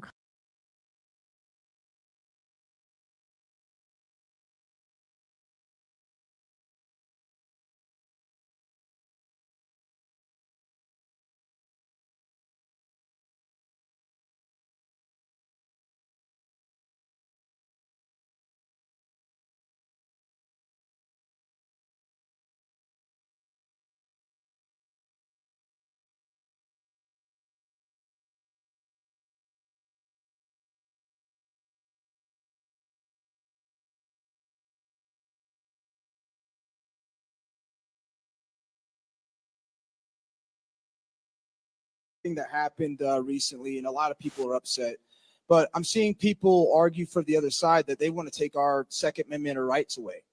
How do we convince them that it's important to have the right to defend ourselves and all that good stuff? Yeah, it's a great question. Thank you. So I'm a big Second Amendment fan, but I think most politicians are cowards when it comes to defending why we have a Second Amendment. This is why I would not be a good politician, or maybe I would, I don't know, but because I actually speak my mind. The Second Amendment is not about hunting. I love hunting. The Second Amendment is not even about personal defense. That is important. The Second Amendment is there, God forbid, so that you can defend yourself against a tyrannical government. Come on.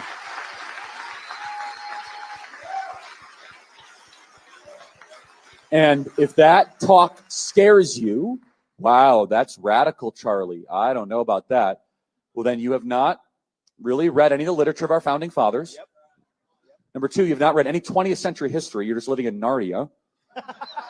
By the way, if you were actually living in Narnia, you would be wiser than wherever you're living, because C.S. Lewis was really smart. So I don't know what alternative universe you're living in.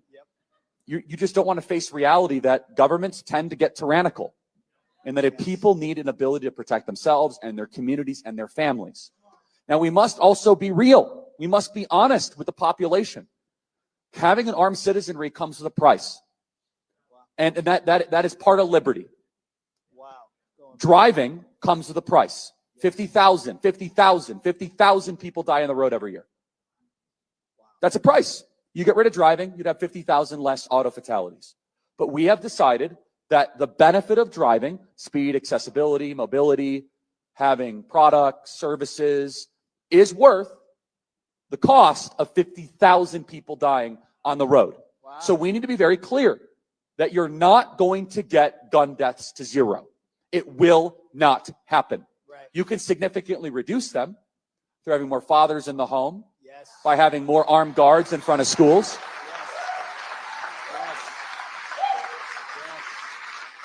We should have an honest and clear reductionist view of gun violence, but we should not have a utopian one. You will never live in a society when you have an armed citizenry and you won't have a single gun death.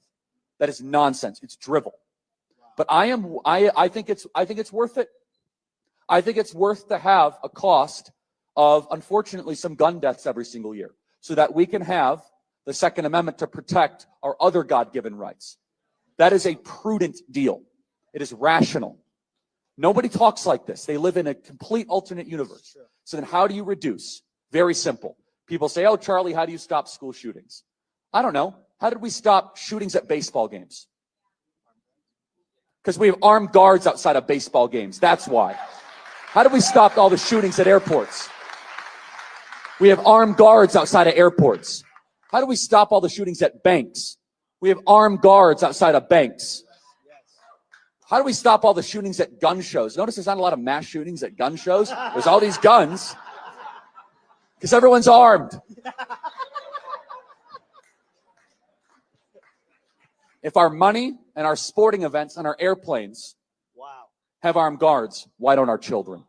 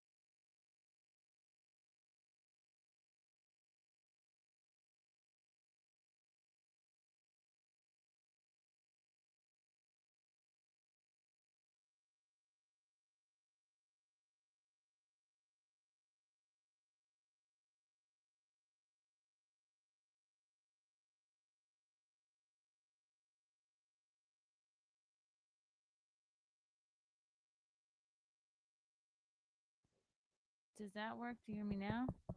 Do. Check, check, check. Can you hear me now? Hello? What about now? What about now? It works. Oh, you hear me, but it's low. I'm back. Yes, fixed. It's low. Okay. It's just low. How about now? What about now? Is it better now? Check, check, check. Hear me now. Okay. They can hear me now. I don't know what happened. Okay. Helen Hunt's forehead. Thank you for the €10. They're desperately pushing this false narrative that Kirk was some sort of Nazi because they know this murder exposes how fucked in the head everyone on their side of the aisle is. Hashtag fuck the left. Yeah. I don't know how the Democrats are going to possibly spin this for midterms for the next election in 2028. It's bad. It's bad. Kate of the Swiss, thank you for the $5. Just $5. Nothing to say. I don't know what happened. Yes, now you guys can hear me cry more. I broke it. I think I cried too much into the microphone and I couldn't handle it. Just Tiger. Hey, Chris, you just want to say that people on the left wing are not all as heartless as the people. I don't believe Charlie should have died, but I respect him. He spoke what he thought. I don't agree. See, that sounds like a sane person. Thank you, Just Tiger. Aaron. Chrissy can do anything. The content hotel management super mom power. You know who would beg to differ with that? The guys from WATP. Yes, I've seen this too, Gabe. Most liberals I've seen are blaming his assassination on lack of gun control. This is so not a gun control issue. He was obviously assassinated for political, maybe even religious reasons. Oh, thank you, Grey Castle. Hug your baby. Feel that love. Live tomorrow. Oh my goodness. Yeah, what Charlie was saying about like the best feeling ever is feeling like his little girl hug his leg. Like that is so true. Oh my God, is that ever true? Guys, just have babies just so you can feel a baby hug your leg. Oh, that's the best. I wish they could bottle that. Baby hugging your leg is the cutest, bestest. Oh. And like usually he hugs my leg when it's like time for him to take a nap or go to bed. And he's like, I'm tired. He's like, his little face. Oh, thank you, Grey Castle. Not good enough, Junior. A cat maybe could hug your leg, but not in the way a baby does. Have a baby, Junior. Junior, you're a good-looking guy. You can go snatch up a lady. Okay. Your youngest baby is 30 years old. Still, they can still hug your leg. Shout-outs to the kings of the chat, WG and Rhinoceros. Kings of the chat, kings of the chat, kings of the chat, kings of the chat. Thank you, guys. No, a dog humping your leg does not count. No. It's nice. Dogs are great. The love of a dog is really fantastic. They're just the best. But a baby is better. Okay, good. He's working on it. Good. Oh, really? I didn't see it live. The comments in the chat during Erica's statement were fucking disgusting. They're deranged demons. Oh, absolutely. I just didn't realize how many of them there are. Wow. Ugh. The poor babies. Ugh. It's like I'm sure she's dealt with horrible comments the whole time she's been with Charlie, right? Like I'm sure, like they said, death threats were a regular thing. But like, yeah, the type of disgusting comments they've been getting. Like this. Like, look at this disgusting person. Who is this guy? Kevin Bartini Jr. I've been seeing a lot of disgusting comments from him. I guess he's a comedian, right? Because this is on my Facebook feed. Some of these comments are great. Kevin Bartini Jr. I guess he's a comedian. Great news for all the incels out there. Erica Kirk is single and she F's Nazis. Go get her. Where are you from, Kevin? Love to meet up with you, scumbag. Do you actually expect to ever perform in public again? I like that. Can't wait until you're broke when no one will book you. Wouldn't that be nice? What's this? Ew. Ugh, he looks like crap. Wow. Oh. Poor Erica. Facebook. What a waste. what a waste of a website. Yuck.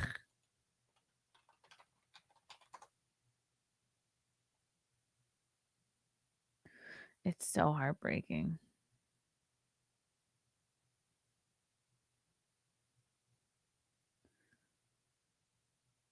Wow. Hundreds of Georgetown residents gathered at the courthouse lawn on Friday night for the airing of Erica Kirk's speech. She addressed the nation following the assassination. There were several local speakers as well as music and prayers. Numerous people were patriotic, while others carried American flags. As I watched, I couldn't imagine similar scenes in gatherings over America. Currently, Charlie Kirk's voice is stronger than ever. I hope so. Wow.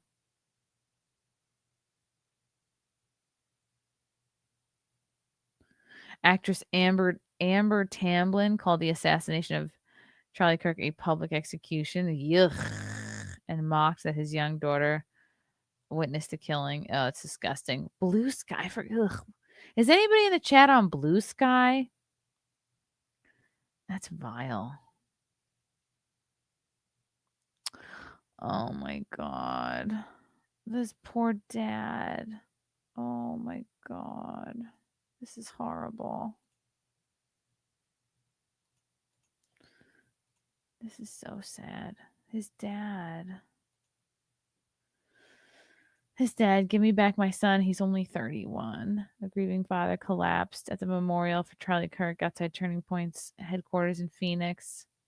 Standing right beside him was Pete Hegseth, gently placing a hand on his shoulder, trying to offer strength. Pete was not only a fellow conservative voice, but also one of Charlie Kirk's closest friends. He often described Charlie as a younger brother, someone who stood with him on the front lines of the cultural fight, defending the values they both believed in. Now, with his friend gone, Pete has become both a pillar for the Kirk family and a living witness to a brotherhood forged through shared battles. The image of Pete Hegseth quietly comforting Charlie's father. As the crowd laid flowers and lit candles, left many in tears. The video spread rapidly across social media. Oh, it's so sad. Oh my god, his poor dad. Oh, it's this fucking asshole again. Oh my god, this asshole. Kevin Bartini Jr. again. Today may be the most annoying day in Facebook I can remember. A gun nut. He wasn't a gun nut. He just was pro. That's the thing the left does. It calls anybody who's pro Second Amendment a gun nut. Who ironically was shot, a racist, who ironically was killed in the most lily white state in our union. And that's the other point that the leftists make. Like, that's why he spoke at colleges, because every college, whether it was in a red state or a blue state or a red county or a blue county, that's the power of these indoctrination camps we like to call our universities and colleges, is that it didn't matter if it was in Utah. These are leftist indoctrination camps. So it doesn't matter what kind of family you've come from. I became a brainwashed liberal in college, and my parents are both Republicans, so it can happen to anybody. So many people showing their true colors. F him. In a perfect world, political violence is not the answer. But we are far from perfect world, and Charlie Kirk dedicated his life to making the world less perfect. What a loser. He was killed spreading hate in a public setting. Everyone whose hearts are bleeding for him and posting about it. How many of you were posting these lives, precious posts last month when Rep. Melissa Hortman, her husband, and her dog, oh my God, not somebody's dog, were gunned down in the privacy of their own home? What about when Paul Pelosi was bludgeoned? Okay, Paul Pelosi wasn't murdered. Also, did you know there's another school shooting today? Yes, we all know about the school shooting. 3 innocent kids gunned down, but nobody is reveling in that tragedy. Unfortunately, we live in an imperfect world, and finally, some of the bad guys are getting what's coming to them. This isn't political violence. It's a revolution, and finally, the little guys are standing up for themselves. Oof. Another vigilante has struck this time. It wasn't a health insurance CEO. It was a loudmouth, Nazi sympathizing provocateur. I hope they never catch him. Whoa. Who's actually liking this? Who are these disgusting people? Ugh. Just gross. Jesus defeated death so you can live. Gary Smith. Another hater person. This is why I don't go on Facebook. Who the hell is even Peter Coyote?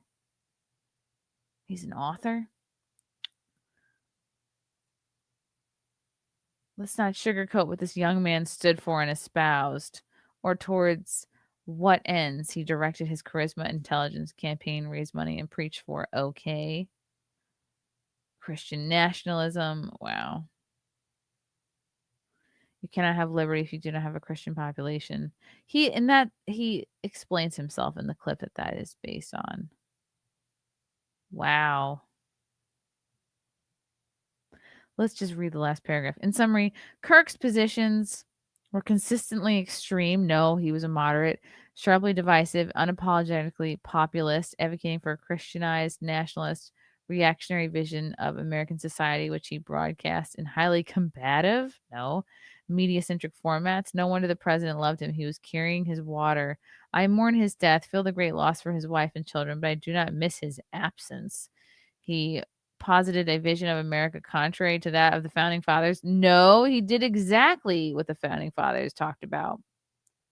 And the great diverse creative mixing of all souls, races, and historical backgrounds that is this country, unrivaled by any other on earth, unless we self-immolate ourselves in hatred and refusal to see the other as part of us.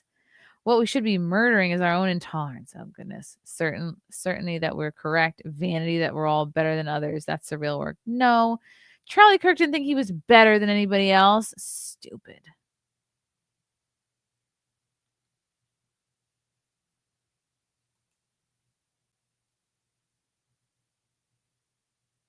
Wow.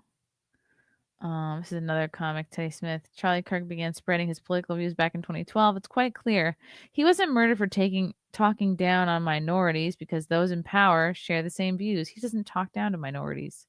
It wasn't because he was wanting the illegal aliens out of the country is not talking down to minorities. It's just wanting people to go through the process of becoming legal citizens. It wasn't because he was a far-right Republican who was against Democrats. He said something he wasn't supposed to say and pissed off the wrong people like JFK, Muammar Gaddafi did. You guys better calm down and be careful of what you say. Being an activist looks cool until you're killed. There's no such thing as freedom of speech. If you say the wrong thing, there's a price to pay. Oof. Yikes.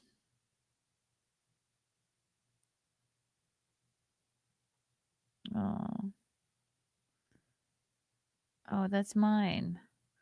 Ugh, Facebook depresses me so much. It's like, why? Why? Kirk stood for the good things. Yeah.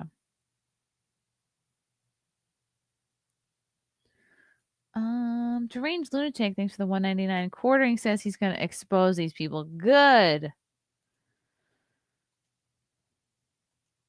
Good. New Zealand Maori Christians perform a haka for Charlie Kirk at a vigil.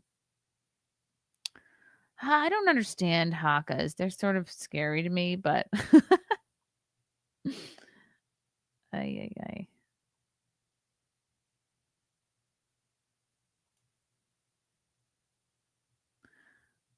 How she was on Charlie Kirk's digital hit list? What?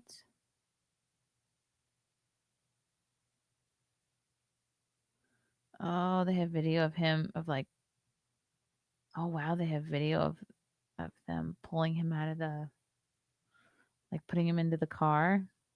Whoa. Damn.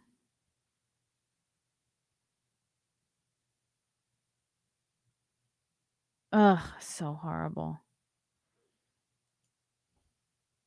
Oh my God, I feel like I can't do this anymore. I'm so sad. The event was in the wrong place, should have been indoors. Yeah. No EMS or police presence at all.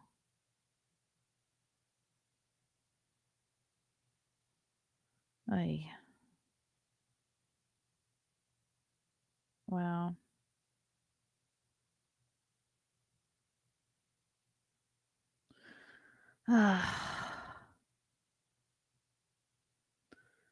Oh my God.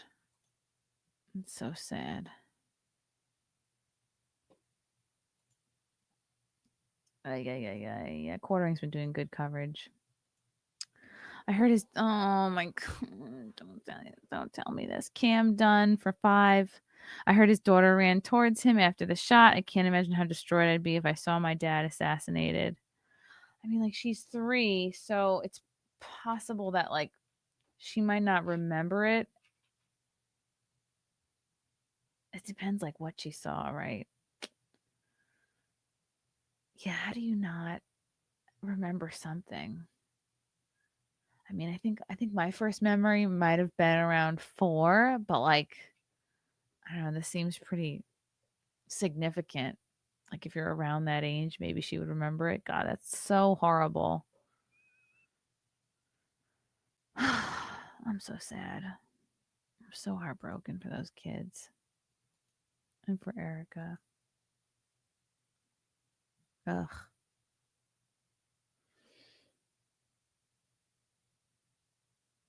Charlie actually got pretty based in the last few months. His last interview was debating against Ben Shapiro on the Israeli war crimes in Gaza. Oh. Interesting.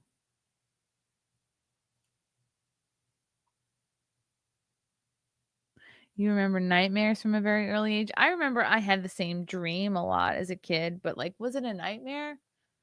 It wasn't good. It wasn't pleasant. I had it so often though that I knew what to expect, each stage of the dream.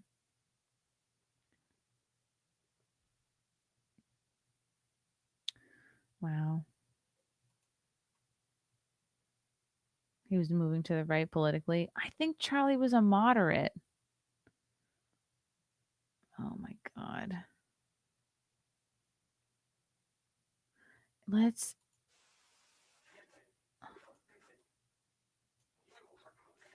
end with something positive. I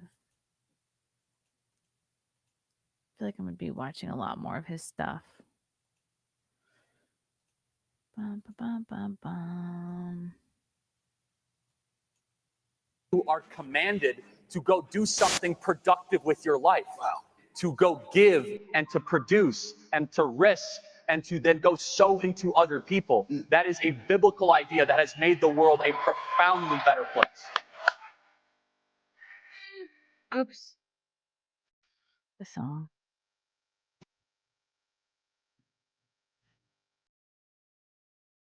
Oh. Wow. Charlie Kirk, bold, fearless, unapologetic. You didn't play small. You didn't shrink to fit the mold. You went all out on your beliefs every single day. Charlie didn't wait for permission. He didn't ask for validation. He stood up in a world that rewards silence, and he spoke loud. Whether you agree with him or not, you heard him, you felt him, and that's what legacy is about. He was a young guy with a big mission. He didn't wait for the world to change. He pushed it. I respected his hustle, his conviction, his courage. And while the world debates, complains, and watches from the sidelines, Charlie played full out. Rest easy, brother. The fight continues and your voice echoes louder than ever. I'm going to cry again. I said I would get off Facebook. Okay. Camp Dune for 5. It was supposed to be indoors, but the campus told him he wasn't allowed in. Come on. Because it offered the LGBT on campus. Oh, boy. That's retarded. Richard Throbin. You hear Tom McDonald's song? No, but the last time I tried to play one of his songs, I got like a copyright debacle from it. So we're not going to play it again now. Great Castle for 5. Happy smiles. Happy smiles. I don't think I have any happy smiles left today. Wow, guys. What a horrible way to promote a comedy show. But if you're in the Texas area, oh boy, come see me. Come see me at the Plano Mic Drop this upcoming Thursday, September 18th. Check it out. For tickets, you guys can go to my website, or you can go to micdropcomedyplano.com. Let's throw it up on the website, shall we? Mic Drop Comedy. It's going to be a fun week. I'm doing a couple of other appearances. I'm going to be on Alex Stein's show next week. I'm going to be going out to Austin to do Drinkin' Bros. Here I am. Check it out. Mic Drop Comedy. September 18th, doors at 6, show at 7. It's a nice early show for a Thursday night. You could do this and then get back home in enough time to get a full night's rest for work. Yay! Come out to Plano next Thursday, guys. Would love to see you there. John Orchard. What's up, John? Thanks for the 10. Chrissy, thank you for making me laugh over the years. I try to live my life to show God's glory in everything I do. I don't always hit the mark, but I keep trying. You rock. Thank you. You rock too. Appreciate you, buddy. Thank you. Thank you.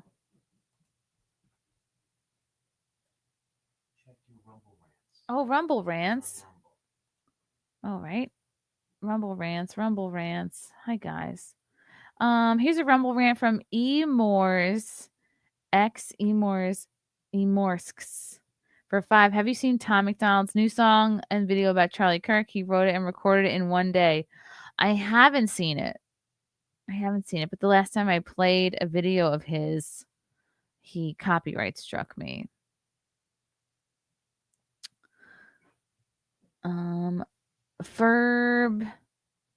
Ferbsy Wumpus for $2. Thank you, Ferbsy Wumpus. I don't feel bad about crying on stream. It's been a several days long stream. From my eyes, I have to say, it has sealed my resolve. Ferbsy Wumpus again for 2. Don't feel bad about crying on stream.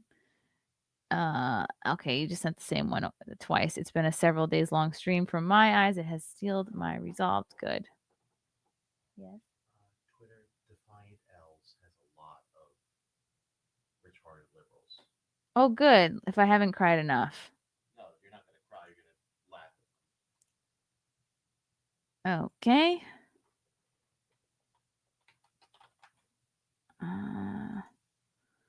Exhausted. Oh, Stephen King. We all heard about the Stephen King thing. He certainly made an ass of himself today. Wait. Defiant else. I'd say. Oops, I don't want to block it. Okay, I'll go over here. Nope. I'll go down here. I'm down here. I'd say Stephen King should be ashamed of himself, but what's the point? He said, Yeah, Stephen King said he advocated stoning gays to death. This is just like a typical retard, brain dead, brainwashed liberal take, spouting something off that you just heard from someone else without bothering to check the accuracy. He advocated stoning gays to death. Just saying. This is a quote tweet of Jesse Waters. Charlie Kirk was not a controversial or polarizing man. He was a patriot. This is a turning point. We all need to turn in the right direction. And here's what Charlie actually said. I believe marriage is one man and one woman. Also, gay people should be welcome in the conservative movement. As Christians, we are called to love everyone. I will always stand against people who wish to establish their own personal values as a reason to kick others out of our movement. Ooh. Charlie celebrated decriminalization of homosexuality. This is your daily reminder that Trump and Ambassador Rick Grenell have launched a worldwide effort to decriminalize homosexuality in 70 plus countries where it's still illegal. Why doesn't he get any praise from the mainstream? Yeah, that's like that deserves a medal. For those who like to refer to Charlie as fascist, just so you know, assassinating people who think differently than you is peak fascism. You can't silence an opinion by ending a life. You only prove its weight. It's not a mental illness, but if I can't surgically modify my body, I'll kill myself. Isn't a coherent argument. Oh, here is him talking to a gay kid. I'm a gay conservative, and I just want to ask you, what do you have to say for people like me who kind of feel like, I guess, it's kind of hard for gay conservatives because there's not a lot of us. So, like, what do you have to say to other gay people who need to realize, like, they do have a choice? Yeah, first of all, welcome to the conservative movement. I don't think you should introduce yourself just based on your sexual attractions. No, I agree. I like because that's not who you are. I like to be thought of as a person, and for sure, you are a complete human being, and I'm sure you treat people well, and you're studying something. So I want to get away with this idea that you're gay anything. I just think that we have gone a long way in the negative direction in this country, where we act as if the most important part of your identity is what you do in the bedroom. It doesn't mean that much to me, but if you ask from a perspective as a Christian, I don't agree with that lifestyle, but politics is about addition and multiplication. I imagine you agree with a lot of what we talk about. Absolutely. Right? Strong borders, strong country. And for that, we welcome you into the conservative movement. Thank you. I'm a gay conservative. Sounds like he was pretty civil towards him. If you believe in something, you need to have the courage to fight for those ideas, not to run away from them or try to silence them. Wow. Let's see what other ills are there. Demons are walking among us. Who is this? See, I've seen this video. I just haven't played it yet. Who is this guy? Oh man, did you guys see that? Oh man, did you guys see that? That activist in America, Charlie Kirk, he got shot. Did you see that? That guy loves gun violence and he got shot. What a demon. That? Oh man, Charlie Kirk. You know, to the Charlie Kirk family. Did you see all that blood that came out of his body? Okay, I can't watch that. I'm sorry, it's not okay. I mean, if that's what all these videos are going to be, then this really wasn't a good idea. Ugh, this is not okay. Just try to disturb vigil.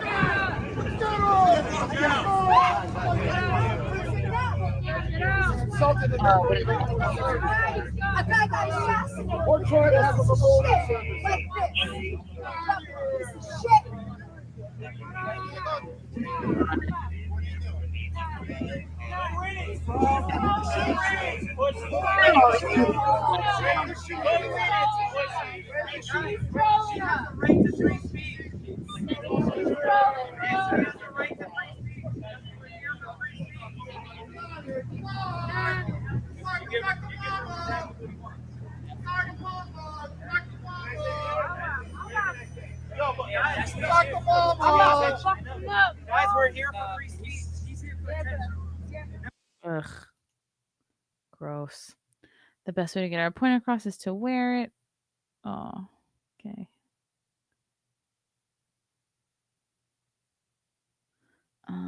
This is one of the. Oh, this is disgusting. Charlie's daughter in the front row. Yeah, I can't look at these. This is not making me feel better.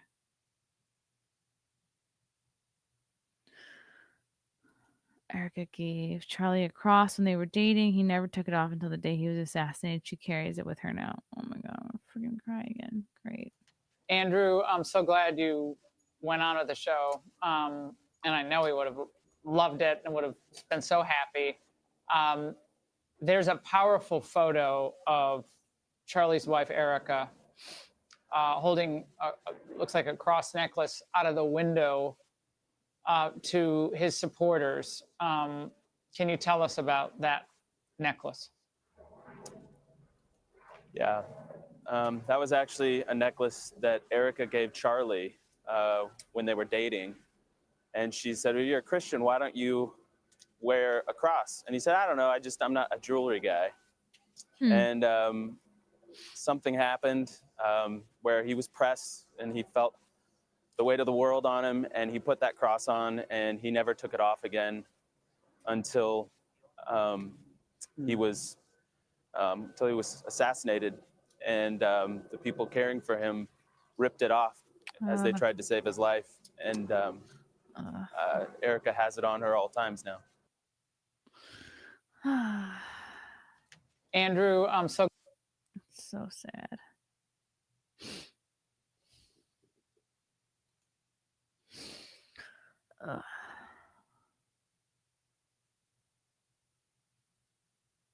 Wow. Morgan Freeman. How do we know Trump didn't order Kirk's assassination as a distraction from Epstein? This is disgusting. A tactic to start the civil unrest. He needs to declare martial law and delay the midterms. No, that's what Democrats do. Delay the midterms. This is a different Morgan Freeman. Morgan J. Freeman. Still disgusting.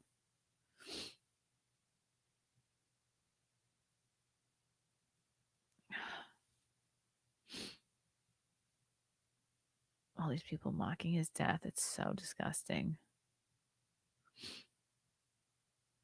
I can't even read this. It's too upsetting.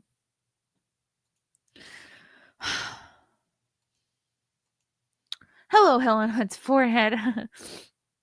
First time I've ever heard King admit he was wrong. I know, right? That's why everyone's reveling in it. They're like, wow. All right, I'm gonna go cry some more. Thank you guys for watching. I'll see you in Plano, Texas this upcoming Thursday at the mic drop. Come out. It'll be not like this. It will be less crying and more joke telling. Cam Dune for 5. Personally, I see this as the left showing us who they really are. It's like we knew, but I just didn't realize it was this many and this bad. And they're just so confident in their evilness. That's been the biggest shock. All right, guys. Thank you so much for watching. Appreciate you. Love you all. Let's pray for Erica and those babies. And I'll see you all next time. Bye.